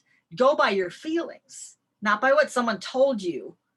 Go by how you feel. So it could be that you want this feeling. That it might be a blue light, it might be whatever, but if it doesn't feel right to you, keep looking, look around. Okay, so anyway, you could ask for assistance, Jesus, or whoever, divine being, and I usually I tell the person, hey, Jesus is here, he's available to assist you right now, and you can actually look and do this lifting process to to lift them up, and and Jesus should know where they go, right? I don't, but they do, right? So you can ask for that assistance and you will get it. And then to the highest and best place possible for you, right? So, and a lot of times they just get lost, they get stuck, right? So like if after 90 days or whatever they haven't gone, because people who are really in mourning can keep them stuck here. I don't think that's the reason that Mike was stuck here, but his family certainly went off the deep end. I was the one that was, holding the peace and, people together and keeping, emotional calm as much as possible out of the whole bunch. And I just married the guy. Okay. I should probably have been the one that was off the deep end, but no, I think it was his family that held him here. They were just had no basis of what was going on. How, it was, yeah, they, they weren't the example family. So anyway, if after 90 days, all this deep mourning, it can keep people here, it keeps them pulled down. They don't want them to leave, that kind of stuff. So they can get lost and stuck here. So a lot of times they want to move on. But as we saw before, we want to be able to clear the karma with them, because there might be a reason that they are sticking to us. Okay, so fallen angels is another one. They are of a lower vibration. They can affect your thought, love, relationships, rights, and abilities, and how they anchor in here. And then you use the shooting dice. So this is like an angel gone bad or whatever, right? So a negative spirit guide can be harmful, dominating. They could be here just observing, that kind of thing. But and they can be one of these three. They can be an alien too. They can be an angelic, maybe just observing, or they could be a human spirit. So they originally had a purpose for being, and they can come from a past life to a person just to answer questions in this lifetime, but you don't want them living inside your field. That's why we call them a negative spirit guide, because they're not supposed to attach, right? We have free will and they're not supposed to. So problems they can cause: thoughts, self-confidence, shame, jealousy. They can ride on a negative emotion. They anchor in through these, and you can clear them with that hand twist. And you can also guide them to not live in your field. Like, if you're out there, you stay out there, right? Hand twist. Okay, spirits, they can be observing, or they can be parasitical to you. And they can be one of these four: a human, an alien type 6, an 8, or angelic. So you want to test and see which one you got and how many, And that's the thing with all of these. You want to see how many. If you're getting a yes for them, okay, so how many are there, right? So we want to make sure that we clear all of them and get down to 0. So they wanted to gain some experience of riding along with a human, so they can be with us for many lives, actually. And problems they can cause: suffering and love or relationship problems. And you might want to clear karma with these too. If it's a human, maybe you've had a relationship with them in the past, or angelic, potentially how they anchor, and then you clear them with the shooting dice. Okay, and then you've got guests. Yes, they're also spirit, and they can be one of these. You're going to identify if it's a type 4 alien 40% of the time, type 7 maybe 12% of the time, and a human spirit not in the body maybe 48% of the time. Identify which one, how many. They can cause health issues, brain problems, systems, lungs. That's another one. If people are having a lungs issue, could be a guest. These how they anchor in, and then you want to do the hand twist. Okay, so walk-ins. This one is I would say kind of serious, because the person has somehow agreed that they don't really want to be here anymore, kind of thing. Like they lost hope, or they're and maybe they don't say I don't want to be here, but they're they have some type of a thought or emotional field about them that another being picks up on, where you've just kind of given up. This procedure is not working. I might die. I don't know. This is just ridiculous. I don't know what to do. Yeah, whatever. Right. So if you're in that type of melancholy kind of thing, these things can pick up on that and going, I want a body. I want a body. I'll come in. They don't want it. Hey, I'm in. Right. And they don't recognize your free will. So they'll just walk in. Right. So, and I've also found this to be the case for maybe not all, so don't take my word for all of it, but for people who are getting the transgender surgeries and so forth. They used to be a girl and they have a boy, or a male walk in. And so now they identify themselves as male. So really, do they want to be that? Do they want to be, if the spirit wants their body back, you can get that person back, right? But a lot of times they've checked out, like that body is in too much pain. Maybe I don't want to come back, so, okay. There's people who are living here as walk-ins and they prefer it that way. They don't want their old spirit back. But now, are we talking to the person or are we talking to the walk-in? Right? So, you can ask that question, because the walk-in might be answering saying, no, they don't want their body back. When are we really talking to, who are we talking to, right? So make sure you're actually talking to the owner, or who was the owner, but they become the owner of the body. They avoid childhood, all that stuff, right? And they can be either human, alien 4, 8, or an angel. So you might think, well, maybe an angel came in because the guy was in such severe pain that, he just couldn't deal anymore. So something else came in and relieved the person. And then that was the agreement. Maybe there was that agreement there, so do you bring the person back so he's in pain again? You need to find out. You got to dig a little further into what's going on here.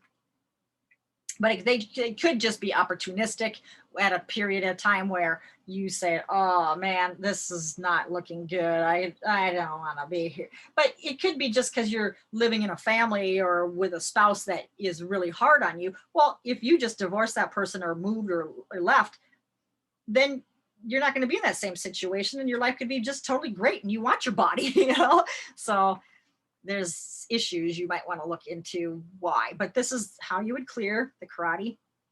Then we have spiders. They're parasitical, observing type things. They're from another universe, type of being of little intelligence, but not considered an alien. They're often around the spine, the back of the neck here. So people like say there's some itching or they feel some weird, you know, sensations or something crawling on them or whatever. That could certainly be what this is. And you can just send in energy into this human access portal in the back. And that's where it is, where the spine meets the skull. This is the area where we came in when we were born. It's where we go out when we die. But we also come in and out of there at night, like when we're dreaming, you know, or, you know, when we're asleep, if we're heading out. I used to do that all the time. I'm not supposed to astral travel in my sleep, but I have. And that's where you come in and out. So that can get like sticky after over time too. So that might be a good thing to check your own human spirit access portal. Check to see if, you know, what reading you're getting on it is 100% clear and open, and, you know, or are you only 50, you know, and just send in some beautiful gold healing into that area. It might be just something you want to do every so often, just to kind of keep that clear, because if you are going in and out at night, you could be tired during the day. If it was hard, you know, it's like a struggle to get back in, you know, because it's all mucked up around there. They anchor in through holographic inserts, and so you clear that with the shooting dice. And you can just see that dice, you know, that shooting dice kind of thing, movement going to the back of the neck. Then you get snakes. In some parts of the world, you might find things that you don't find in other parts of the world too. They had these in like Nevada before, but then they've had those, you know, military testing and the bombs. It's just weird stuff that kind of went on in Nevada anyway. So who knows what snakes were really what they are, but sneaky observer kind of things. They anchor in through mechanisms, and it's just the basic hand thing. Nano intelligence. Okay, so this is comes in from an alien type 4. It's a machine energy. It's set to take over your bodily functions. Symbiotic, set to eventually have this alien group take over humans, through humans losing the full control of their body. So you can kind of see this with that AI agenda, artificial intelligence, and how they are acting like, you know, if you're on television or commercials and all that, they act like this is the thing. This is the next best, greatest thing. You all need to get on board with this. This is coming. Oh yeah, the robot's beautiful. Oh, nice. They get this cute little music in the background. Making it sound like it's all innocent and fun and hey, let's do this. Well, you know, and this obsession with your phones. Well, there's stuff in the phones and they can mess with your head, and it's a whole different story. But that is AI also. But that is something that's the agenda. Okay, it's an agenda that is out there right now. They want to take humans and make them machines. So that, okay, we have no power. It's another control thing, you know. That's their deal. That's their agenda. So the problems they can cause, they alter your DNA. It works in your blood, can take over your meridians. They leave embedding holographic inserts, and you clear them with the hand twist. But you're also going to want to do clearings in bloodline and clear it out of your DNA. Too. So when we're looking at things like using your phone or computers and so forth, almost everybody I test has this nano intelligence. So and a lot of times you clear it and you don't see it again in that same person. But you could depending on their usage with machines and all that, right? So I always check it anyway.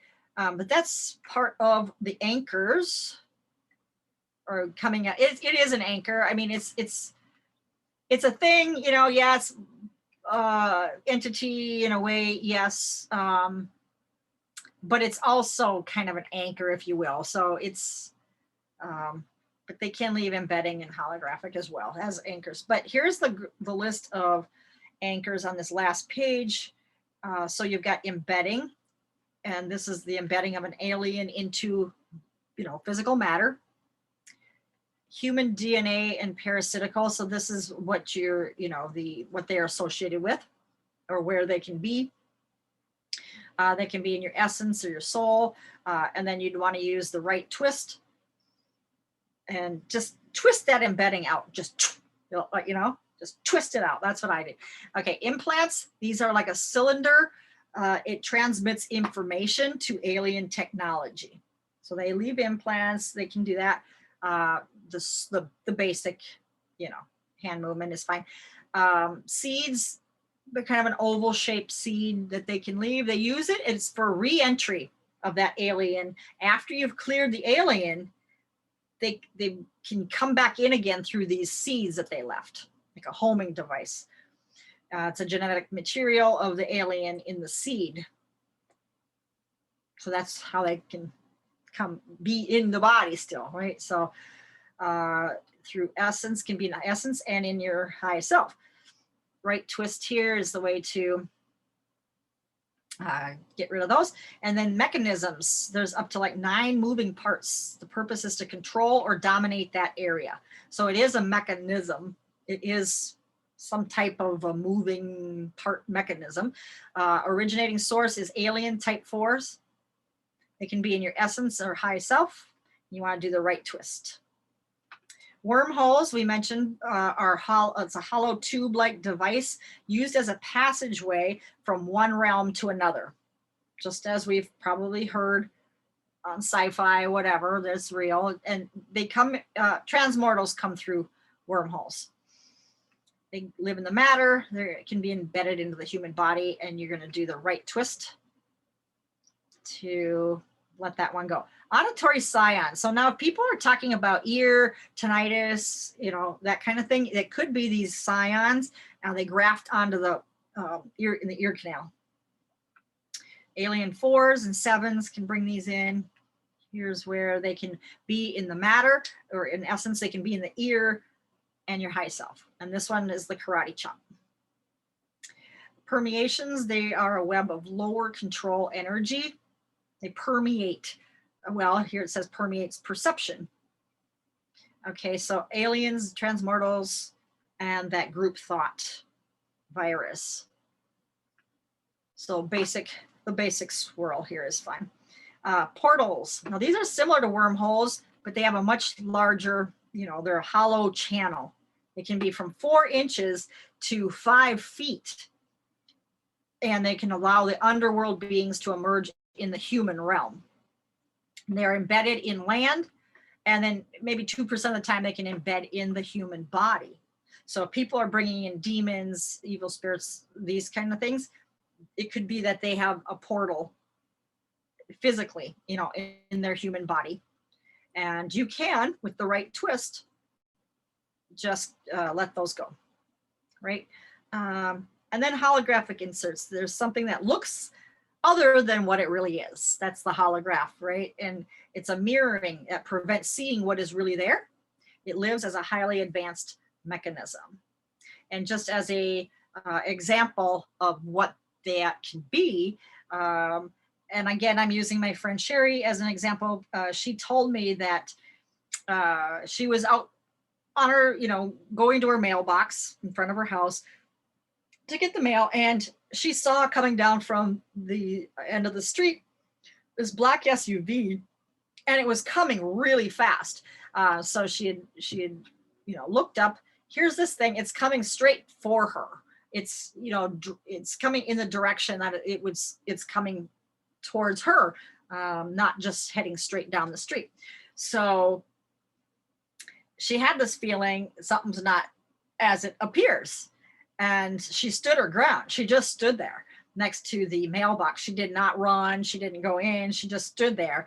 And the thing just went past her and disappeared. So it wasn't really a black SUV. It was a mirror hologram of a black SUV trying to scare her. And, you know, but it didn't. It didn't scare her. And because she stood her ground there, just disappeared.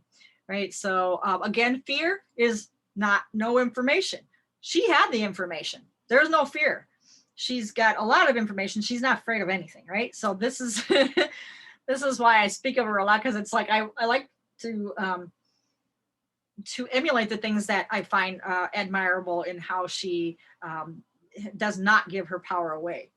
She is completely embodied as an actualized human being in this body, and that is what we should aspire to be, is that same type of actualized human with the information totally empowered inside our own bodies, because this is how we are going to ascend, or, you know, be is in the body. So everything that we can do right now to clear this stuff out of our body, out of our fields, is so beneficial right now to relieve any symptoms, of course, but it's also for our own evolution, our own ascension, our own, you know, increasing of our frequency, of course, but it's to go into another dimension. So we want to be that 5D person. We want to be in that 5D realm, right? We don't want to be in this duality matrix of 3D.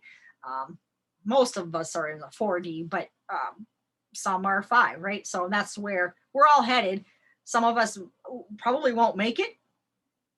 A lot of people aren't making it. So if there's a lot of people checking out, that's why they're not going to make it. They've even either chose to not make it, or they have such physical issues right now that they're no way going to be able to ascend into another frequency of 5D.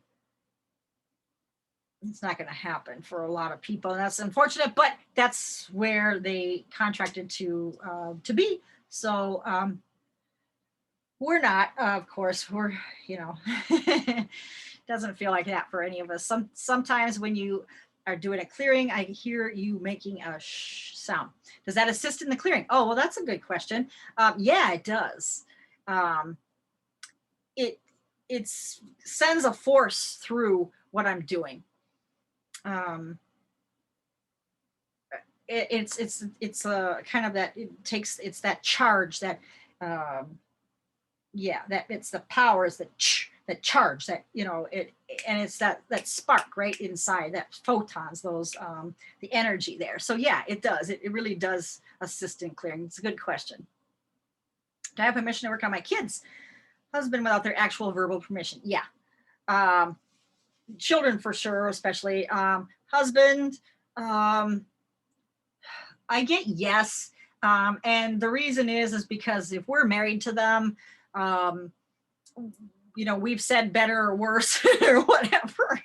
And so, you know, for your own, you know, health or well-being and so forth, then yes, I believe we do.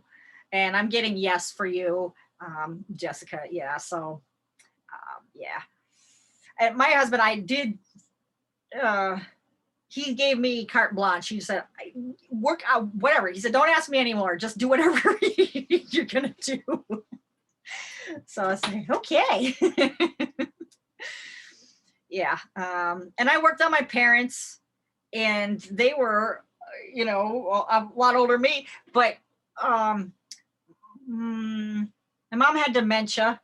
My dad had Alzheimer's. So it's not like they're going to be able to give me a definite answer, like, oh yes, I've thought about this, it's fine. They didn't think about anything, right? So I just used them as my case studies and so forth. And, you know, had I known a lot more before they got the Alzheimer's and the dementia, I could have probably helped them a lot more, but I didn't. But I was starting to do some work when they were in those modes, and I know I helped them on a daily basis. The place that my dad was, they would always say, he's like the poster child of everybody in here. His color's great. He was always, healthy and active kind of being, they're like, boy, oh boy, we don't know what his thing is, but he's the poster child. Like, okay. We can ask their high self for permission and muscle test the answer. Yes, that's a good one, Claudia. We can, and because it's their higher self that's really going to be doing the work anyway, to do the whatever needs to be done for them. So I always ask the client's higher self if it's okay to work on them. Yeah. But I normally always get a yes, if it's for other people that are outside of them, like, hey, can you do this? Can you check in on my husband for me and see, well, can we clear that? Yes. And I say, okay, yes. So, because I'm getting a yes. So yeah, it is good to make sure that you ask, because you don't really want to get stuck with some karma that's not yours or some problems that aren't yours. Could happen. But generally, if it's affecting that person, their spouse or something, they know that, yeah, they really should help out here and make their life comfortable while they're still living with that person, So yeah, so the holographic inserts come in through alien types 3 and 7, affects your energy, meridians, essence, spirit. So that's the basic swirl, or you could do the karate chop, but you also got to clear bloodlines, their bloodline and agreements, because they could have that holographic insert in the bloodline, or maybe they agreed to something somewhere, but that's what you want to do. So these are all the anchors that describe the ones from all of the other chart areas here, mechanisms and so forth. So do you have to know all this stuff? No. I mean, if you just identify there's a mechanism, okay, clear it, right twist, right? Now up here for mechanisms, how this thing, the snakes, yeah, the snake you clear here with this basic hand, but if you're getting mechanisms from them, then the mechanism itself should be the right twist.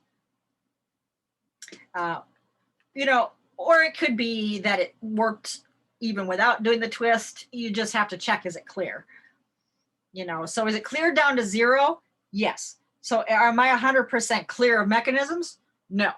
So, or you might get that reading, right? So you want to make sure, yes, you cleared down to 0, but am I 100% clear on mechanisms, period?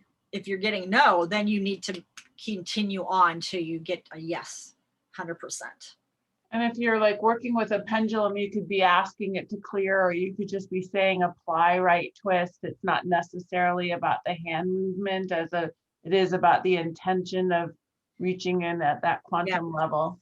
Yes, Yeah. yes. And over time, you'll be able to, or I want to take that time thing back. But after, you've been doing this a little bit, you could actually feel into it, that sometimes in the evenings, I'll set my intention that whatever charts I was working on throughout the day, that those things clear to 100%, whatever that didn't get clear. So then I can check back in the next morning and I would see that a lot of the stuff cleared just overnight because I asked, and that happens too. So yeah, it's your intent, really. It certainly is. Good question, Claudia. Yeah. Yep. So are the hand movements interchangeable with using a pendulum? Yes, you can do the pendulum and just say, we're clearing snakes and the mechanisms that they left. Show me, when we're complete by showing me a yes. And if you get a yes, that should be it. You can double check again, just saying, okay, are we down to 0 on snakes? Correct. Are we down to 0 on mechanisms? Yes. Am I 100% clear of snakes? Yeah, 100%. Am I 100% clear on the mechanism? Yes, 100%. Okay, so then, yeah. So what it is, I think, is to begin with, check yourself and just to be sure. But yes, a pendulum can be interchangeable for sure. Depends on what you're most comfortable with.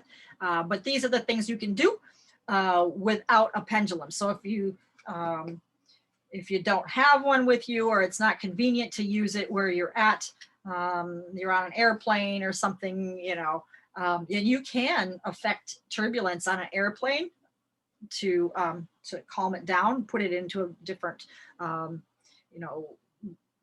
energy pattern, or, different, what do you call it, altitude, whatever. I've done that on an airplane. So every airplane I go on, I clear the plane. And, if there's some turbulence or rockiness, it's like, okay, you can sit here and you can do this under your seat or whatever. But you can't really, I can't do a pendulum on, all right, it just might be a little weird for some people, but you could. I have a question that perhaps others here may have. How important do you feel it is for your clients to know, for example, how many grays they have? Like, of course, when we've gone through this course, you say, well, let's do 2, or maybe they have 4, or maybe they have 1, and then we clear them off. For me, the easiest way for me to feel into, or I just feel into if it's present or not. So when I'm going through the list, it's like what comes to my mind, or I cover all of them just kind of energetically. And if something comes at me, then I clear it. But is it very important to know how many there are and clear them? Or is it enough to say it's there? And maybe you can feel that there's a greater depth of it, and that's enough for you, but just that the client can see that you've cleared it to 0. What do you feel about that? There's some that are sneaky. All right, so that's why I asked the number, like the demons and risen demons and so forth, evil spirits, they're sneaky. So like the leprechaun, like not to be trusted, right? So if I'm getting, how many evil spirits are there? 1. Oh, really? 3. Okay, so I checked again, right? And I will. Certain ones I know, it's like, yeah, they're trying to hide, right? So that they won't be counted. But okay, so then my intent is, well, how many were there before I asked this question? So now I'm getting the real answer. Okay, so maybe 2 are just like took off to the side a little bit or something like that, so as not to be recognized. So maybe the questioning is got to be a little different. How many were there before I asked the question? Mm-hmm. Yeah. Okay. Yeah. But is it important to know exactly how many? Maybe not for some, but the tricky ones, yeah. Okay. And you'll find over time what that is, what you're finding in your own experience. But I feel like evil spirits, demons, risen demons are the ones that are mostly the ones that you got to recount. And the reason I count is to make sure that I got them all. Because if I just get the 1, there's only 1, when really there was 3. Well, okay, I'll clear the 1, but the other 2 are just right there. Okay, so we cleared the 1. Now the other 2 come back on. Now I'm done past that one. Now I'm on risen demons, so they got a free ride. They're there again. Yeah, which I do find that is true. The demons, risen demons, and evil spirits, I do find, say I can feel it, clear it, and I'll feel another 1 or 2 coming. So I clear them, so that I oftentimes find there's definitely more than 1 in there. So yeah. Yep. So for you, you can feel it. Some people can't feel like that, so that's why just muscle testing or using the pendulum. How is there 1? Yes. Yeah. More than 1, whatever. You can do that. Yeah, because I think, Jessica, do you just use the kind of intuitive feeling? I do now. Well, I still use my body as a pendulum. So I just Oh, okay. stand and yes, it's Okay. forward and nose back. Yeah. And I find that if I'm like getting mixed messages, once I jump on and do that, then I can clarify. But yesterday I was trying to switch to fingers and I'm having a hard time. But yes, it takes a bit of practice to switch from kind of modality, because you have to start thinking. And then when you're in your thinking mind, you're kind of out of that feeling. So it's really a challenge. Yeah. Yeah, it is. And, but Yeah, I think most of the time, like I can see the darkness where it is in a person's body. Like I just pull it out. Sometimes I don't even ask. You know, maybe I should be asking now. That's what I'm thinking. Maybe that's what might be my next level. Like I need to ask what it is, and then is there like where is it embedded? I haven't been doing that. I just pull it out. Well, So, I don't know. I would think if it comes out, if it's out, it's out. Sometimes I find, and I'm sure this is probably correct for most people, if something doesn't want to come out, it's like, sometimes I do have to state it. Sometimes I'm like, okay, it's not clearing. What is Right. this emotion? Okay, is it an emotion? No, is it this? Is it this? And then maybe it's is this an evil spirit? Okay, then it hits and you're like, okay, so it is an evil spirit. I kind of had to name it. Now I can clear it. So yes, it seems like sometimes they don't really want to clear until you find or name it or or expose it. Like there you are, I see you. Yeah. Mhm. Thank Yeah. you. And that's why it's all like this. I mean, it's like, okay, some people can feel things in their field, like, okay, let's send it out. Well, that's great. And that's fine. But maybe you didn't get, there was 2, or maybe there was the implants, or the root. Check for the anchors, because then we can come right back, and so we really haven't done the whole effective clearing. They come right back, Yeah. So I do agree that I feel that it's definitely the most effective also, that you go and check for the entities and the anchors or anything else that's kind of keeping them in there. Yeah, it feels like the effect, the healing effect is so much greater and faster.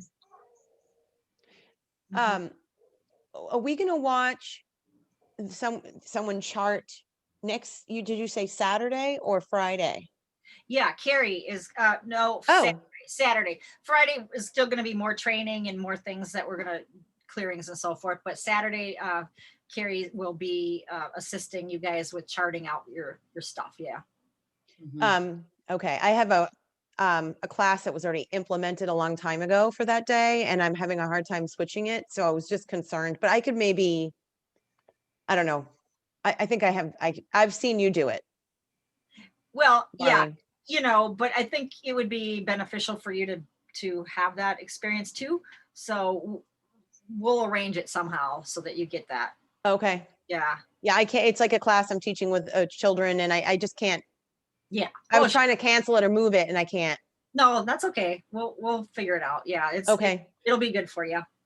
Okay. To do it somehow. Yeah. Thank you. Okay. Yeah, my pleasure. Well, Carrie will. Yeah, Carrie, thank you. Yeah. Okay, anybody else? Where I know we're at the top of the hour and we've covered a lot here. So will you feel comfortable clearing, dark entities or something by yourself? If you have an issue, you're starting to clear things and you're like, oh my gosh, I think I really messed something up. I might have made something mad. I don't know what I'm doing. If that's the case, email me, right away. I'm here this weekend. I'll be watching for, any comments if there's something that goes on. Because I remember some gal, she, in another class of mine, that not my class, but the one I was in originally, she had brought, she was clearing, she thought, a property, somebody in an apartment, but she was actually sending them up to the upstairs apartment up above. Some stupid thing like that. So I mean, if there's problems, they're like, what did I do? Then yeah, just email and we'll get back to you as soon as possible.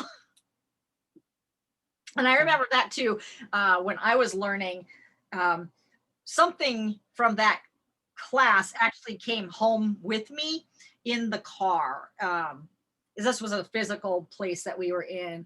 And so it was somebody else's stuff, it was, and in that hotel, who knows what's in there, right? So, yeah, because we were messing with this stuff or whatever, it was like, for some reason, something came home and it was an experience that I had that evening that I'm like, oh God, what happened? So I sent a email to the instructor And she told me what it was and cleared it. And then I figured out what I could have done instead. And I hadn't done that, So, yeah. So if something happens, that's part of learning, but at the same time, don't be fearful is what the main thing is, don't be fearful of this stuff. That's what they are counting on. But if you're not, they have nothing. They have nothing, and certainly don't be angry or, you just be the non-emotional thing. Just stay in the non-emotional realm. You can do your most powerful clearings when you're non-emotional, right? So someone called me up, hey, my dog's having a seizure. Can you come over here and help me? Of course, when you get there, these people are all panicking, and she has a friend over and they're all and you're like, okay, you could get sucked into that, his poor dog is having a seizure and stuff. Or you could just stay back, non-emotional, stay out of everything, and then just go down and do what you got to do. First, you can just clear and calm the situation by doing this and intending that you're filling the whole room with just beautiful love energy. Just see this gold, ball coming down, into the room, and calming everybody and everything, right? Including the dog. Especially, because he's probably like, well, there's people freaking out and I'm doing this. So it's like the dog was number one with me, but all the people got the other, felt it, so you just stay in your center, and then you'll be most effective. The dog stopped having a seizure, and everyone was calmed down, right? So that you can do it. Yep, you are the power. So, any other questions today? I think so. Okay. All right. So let's do this again on Friday. We'll get another email. You'll get the replay from today, and then before Friday, you'll get the charts we're gonna do on Friday. So it looks like Judy. There we are. So Judy, I don't know if you heard me, but I asked if anyone had a last question before we wrap up today. Otherwise, we're going to start again. Oh, she probably didn't hear me. Judy, I was mentioning if we had another question for today, go ahead and ask them now. Otherwise, we're going to start on Friday. Again, you'll get a replay. I'll send that out today when we get the replay for today. But then you'll get an email from me with a different link in it, a different Zoom link for next Friday with the charts we'll be using then. So you can practice. Go ahead. I'm sorry, my computer did something weird. The screen went blue and it logged me off. So that's why I had to come back in. Oh, it went blue, huh? It said, we're checking for some unusual error on your system, and it logged me out. I never had that happen before, so I had to come back in. Okay. All right. So we've got to clear your computer of something that, let's check real quick for Judy, anything. And there's certain things that you look for in technology that, you can check them all if you want to, but certain things that I'm familiar with tech is, we're looking for iguana. And so, okay, A7s, Men in Black. Is there? Yes, there's that. So let's do, well, the shooting dice or just the basic hand. Okay, so we're clearing iguana. 31, Men in Black, and then iguanas. Let's check for that. I'm getting about 3. So let's that's that movement there. So anything else? Those 2. So let's just clear for those 2.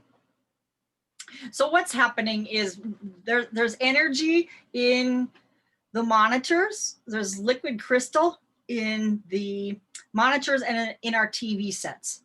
So things can come through that liquid crystal. So if you're on let's just say a website that's got a very low vibe, maybe the company is questionable, you know, they're not high, or their web person who built the website is not, okay, could be that too. So if we're on a you know, a low vibe website, we can get crap in our own computers, or watching television.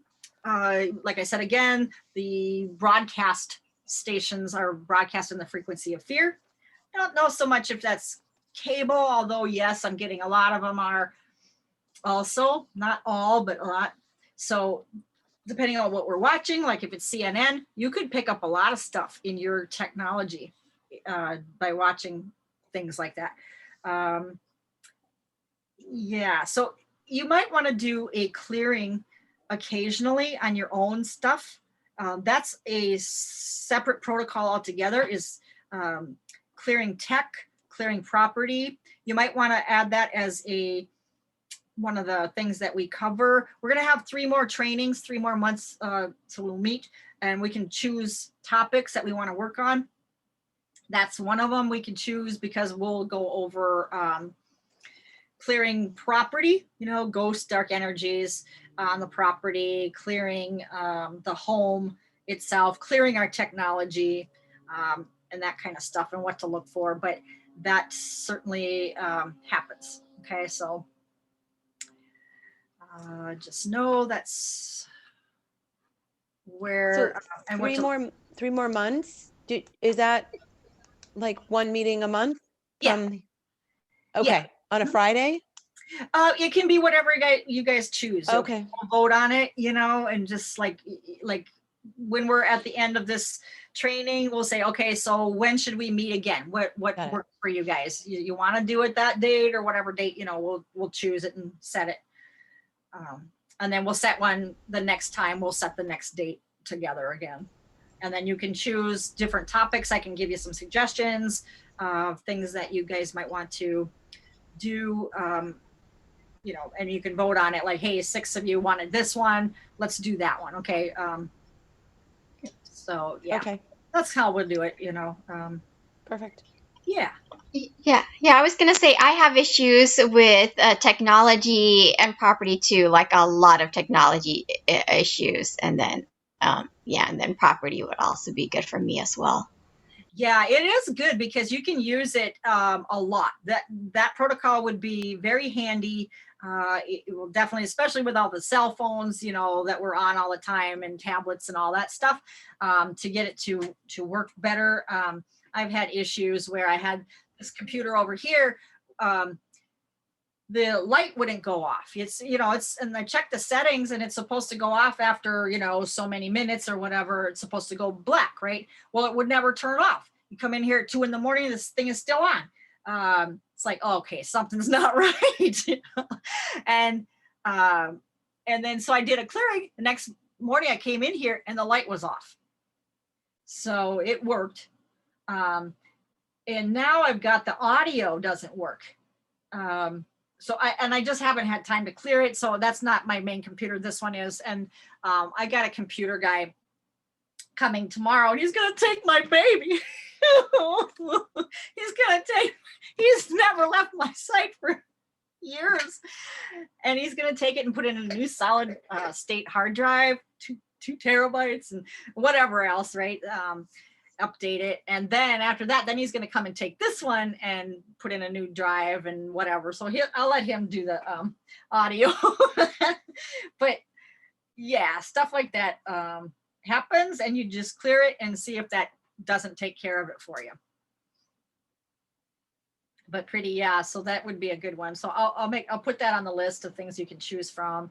I've also got a real extensive wealth clearing. That's always seems to be kind of popular too for wealth, you know, making it, having it come in, and then accumulation, and then also retention, to retain it. So yeah, I can come in, but then what is it inside of us that makes us want to spend it right away and get rid of it? You know, there's blocks around that. And it could be like that block I was saying about in math class. I didn't want anything to do with numbers. I'm not good with that, you know, that when I was stating those things. Yeah, so I could have money come in, but it's like, oh, I can't deal with money. I can't deal with numbers, you know, so then it could go out. But who would know that that's what my block could have been, you know? So clearing things like that, which I did, I cleared those things. But there's set points. We can clear set points, you know, like in your mind, in your perception, you can only make, you know, say 5,000 a month, or you can only make, you know, whatever it is, the number that you made last year in your mind, that may be where you're set to earn, right? So so there's all kinds of different clearings that we do around it, and there's some exercises I give you that are really, really helpful and eye-opening, things that breakthrough kind of stuff that you're able now to get information. It's a writing exercise, so we're writing out things, you know, just a simple task like where could money come from for you, right? And write 100 things. And you're like, 100, oh my gosh. You get to maybe about 5 or 6 and you're like, oh no, exhausted all my possibilities. And then you get like, 3 more. Oh, okay. Oh yeah. And then after about 20, you're like, there's no way, you know, but then you keep at it. And then you start getting information. Your high self is channeling it and is getting info for you. And it's pretty cool where stuff just comes out of nowhere that you would never have just thought of, and you just never heard of maybe before. So we get stuff like that we can do in another training too. So that might be a good one too. Yes. Yeah. And if you have suggestions, we can add to the list what suggestions that you might come up with or think about too. And we'll put that all on the list and send it out in an email, and you guys can just respond saying, hey, yeah, I like this one, and that one, or whatever, you know, and we can kind of. Okay. Yeah. I'll think. I can come up. I'll come up with some. Yeah. Yep. All right. Diane, is that you again, or just didn't lower your hand from before? No, I lowered it a long time. I need to talk. Oh, okay. When we first got on, I was having a hard time doing, you know, the muscle testing with my finger. It's not actually my middle finger, it's my index finger that's painful. So is there something blocking it? Should I just rely on the pendulum for now? If you can do the pendulum, I would do that for now. And then I'll check the muscle testing chart for you and see where we are with the clearing. If something comes up, I'll check that out. Okay. So it's the index finger. And sometimes too, it can be, that's the one we seem to use a lot. You push buttons, you're using it to type. It's, you know, everything you do is with the index finger. So it certainly can be overused, the muscles there. Or it can be that you're not using that muscle, that you've never used that one before. That would make it do that. So it could just be the muscle memory not being something that you're used to. Okay, well, I'll just do the pendulum for now then and practice, but use the pendulum. Okay, yeah, and I'll check the chart for muscle testing to see where you're at with that. And the rest of the charts too that we had from yesterday, and that emotional chart that we were clearing for today. I'll check everybody over this week. So before we meet again, we'll all be clear on all of those items. So we did quite a bit already. Just don't have the exact numbers for everything right now, but yeah, I'll check on you all again before we meet. Okay, anything else come up? We good? I want to stay on with you, Marlene, after the session, so I can go over a few things with you. Okay. If that works. Sure, Okay. Sure. Yeah. Yep. Okay, so I'll stop the recording right now.